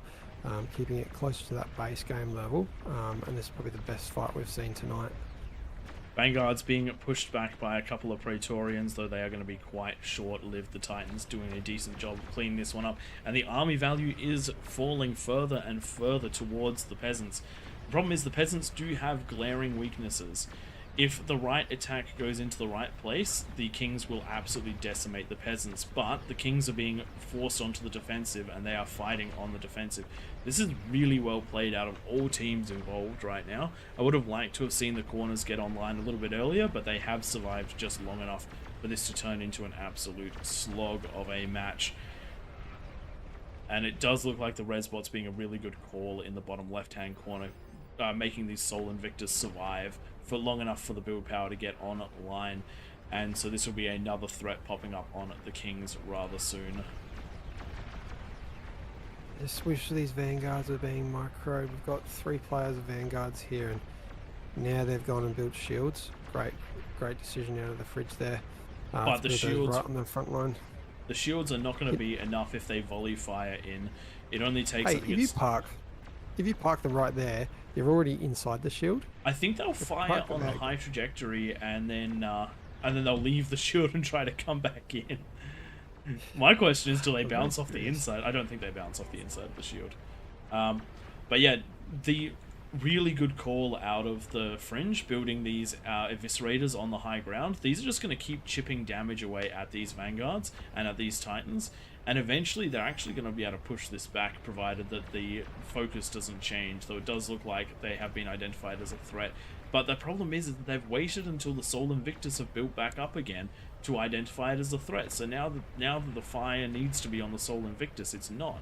They've put the Vanguards in the front line position, and they're going to start dying to this. Though the shields are going down relatively quickly from all of that massed fire. So we'll see exactly how that one goes. But it is the top... it is the right-hand side now, where the swing of forces seems to be going back towards the Kings. The number of Soul Invictus for the blue team has massively diminished. Yeah, they push hard, but that was at the cost of dying. Yeah, you can see how many corpses on the ground. That's a lot now. The entire area needs a D-gun sweep, just so that things can walk through. The number of Kings is actually... only difference of 5. We've got 10 for the Kings, which is 1 more than they started with, and Peasants down to just 15. The Vanguards are just being splashed to hell from those Eviscerators. They're splitting fire, and they're losing so many of them to these to the Eviscerators. They're down to 30 Vanguards, and I believe there were 50 or more just a short time ago. Still taking out those Soul Invictus, and they're still holding this line, and eventually I think the Peasants will overtake the Kings, especially now that this top corner is starting to come online with T3 units as well. That's another pressure point that the Kings are going to have to deal with very soon. But the swing just keeps swinging. Andy has got 12 Soul Invictus in this in front of one of his ramps, and it's backed up by 18 of these Myrmidons. So this is another push that could absolutely wreck house. But we have Commander Wedge with catapults right on the front line. I did not see them there. If we get a volley in the right direction, there are Aphises in the range of those catapults right now. Unfortunately, though, they're being absolutely rained on by those Eviscerators, and I don't reckon they're going to get that shot off. We've seen Aphis go down by about 20%, but the health, it's getting healed faster than these catapults can do the damage.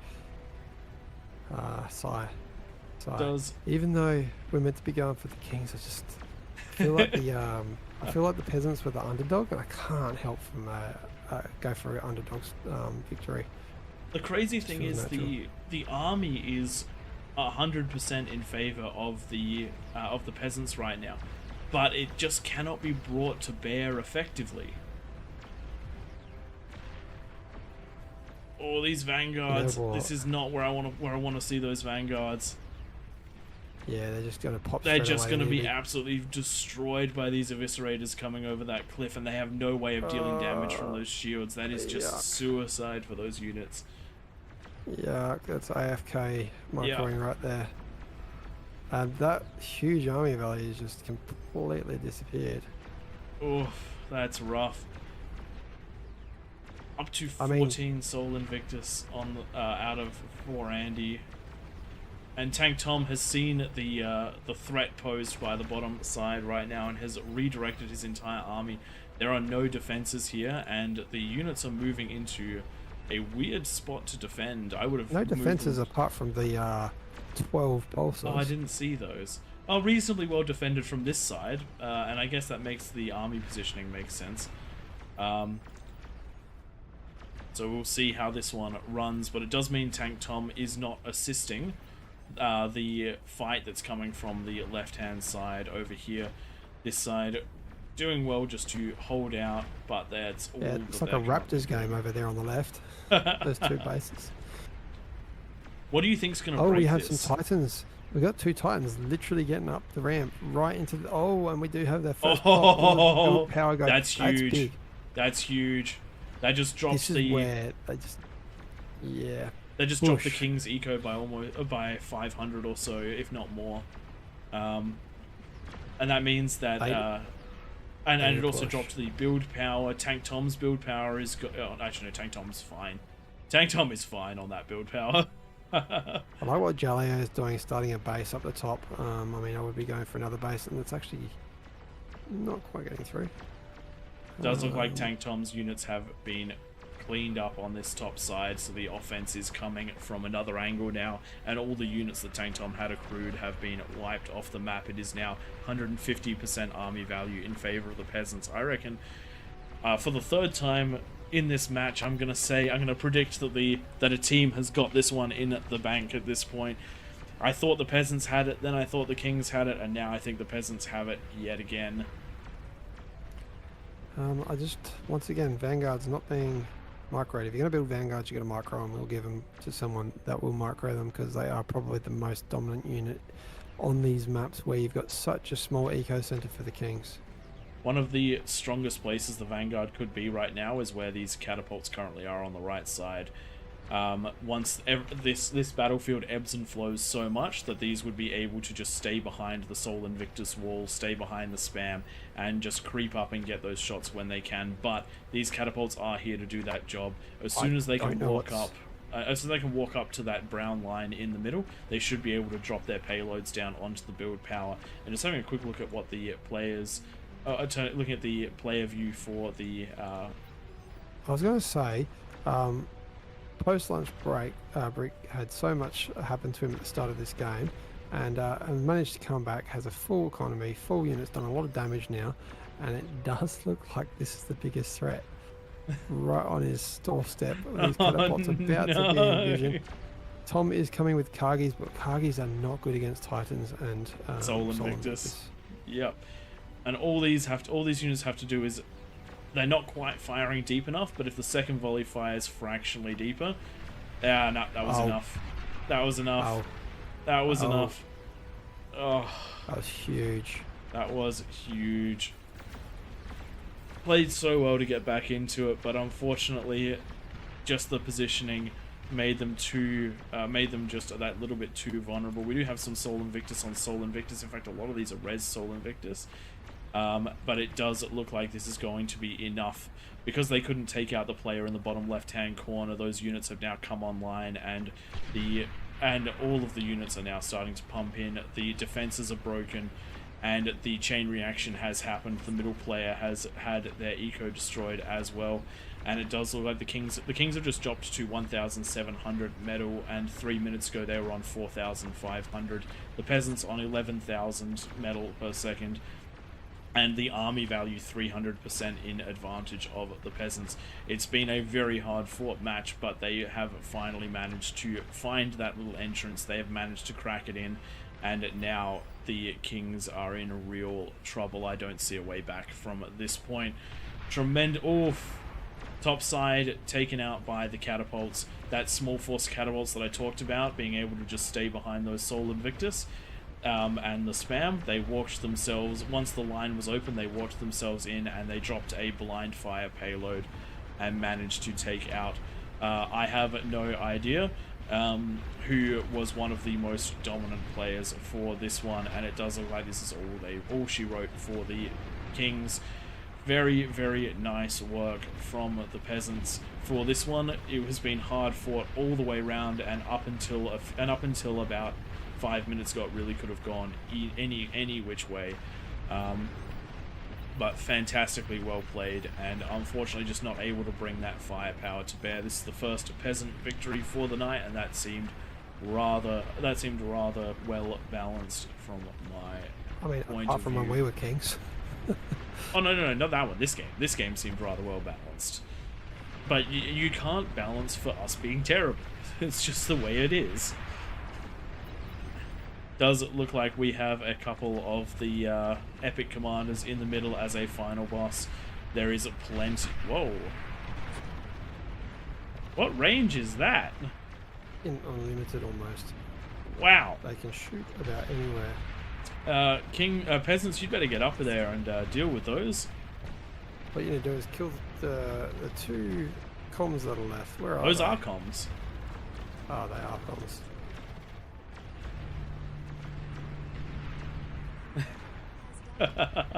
Yeah, there we go. That was that bottom eco getting popped as well.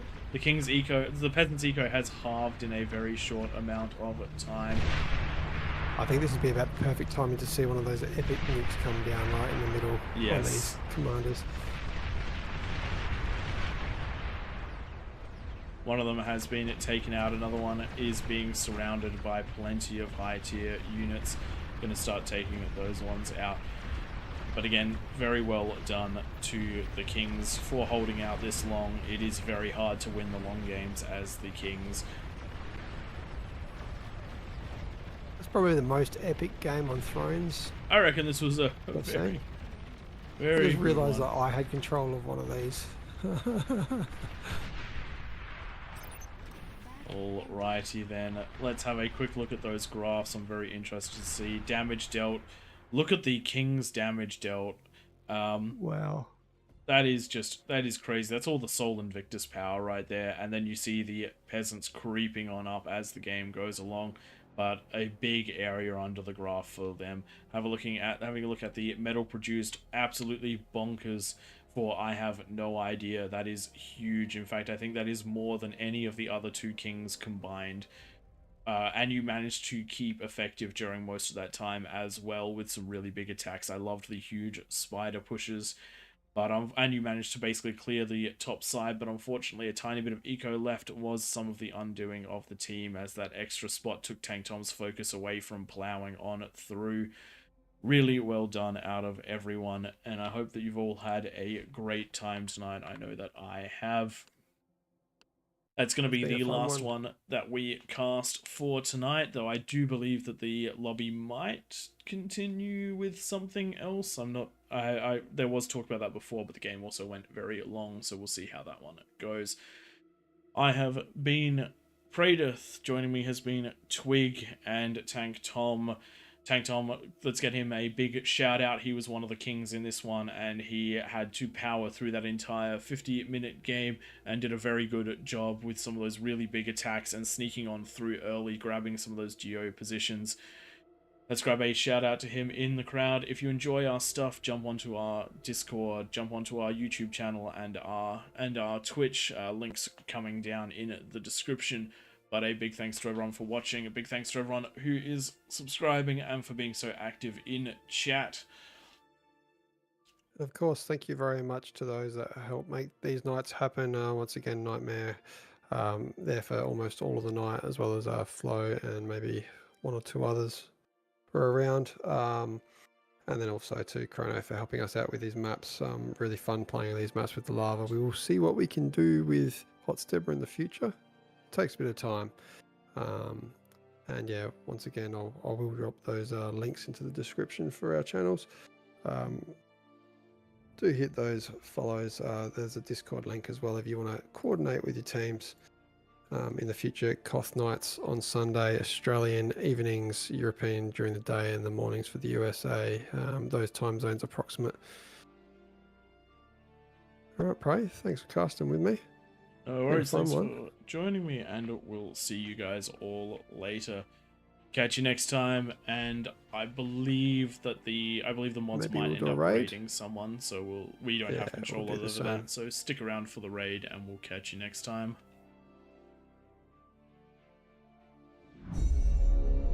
Beyond All Reason fans, welcome to King of the Hill by All Reason No Logic.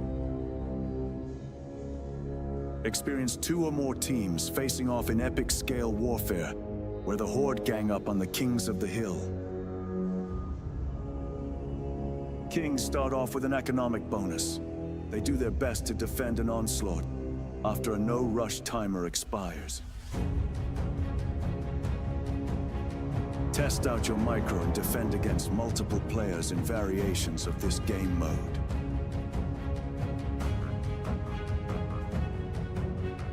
Or be part of the masses. Team up with your allies to topple the throne in a glorious victory.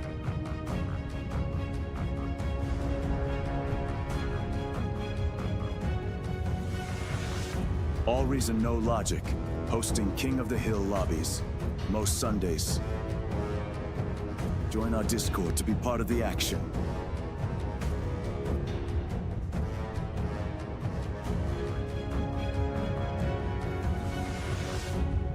See you in game, Commanders.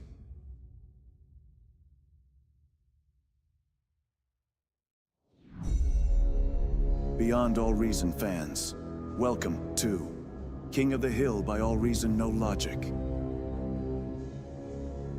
Experience 2 or more teams facing off in epic scale warfare, where the Horde gang up on the Kings of the Hill. Kings start off with an economic bonus. They do their best to defend an onslaught after a no-rush timer expires. Test out your micro and defend against multiple players in variations of this game mode.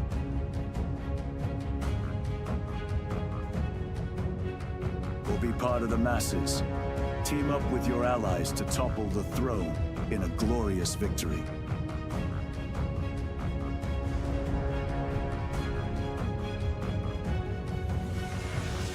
All Reason No Logic, hosting King of the Hill lobbies, most Sundays.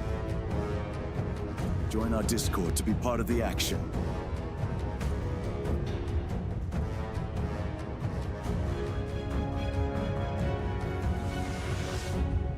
See you in game, Commanders.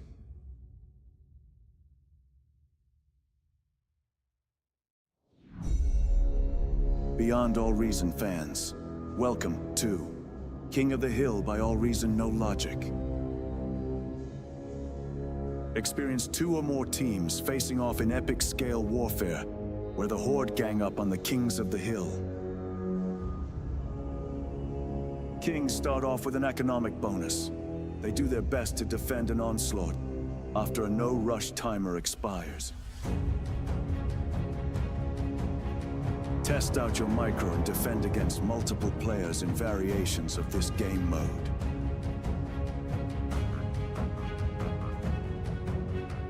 Or be part of the masses. Team up with your allies to topple the throne in a glorious victory.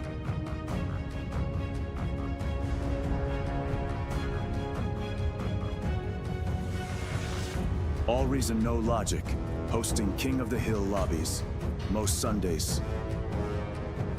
Join our Discord to be part of the action.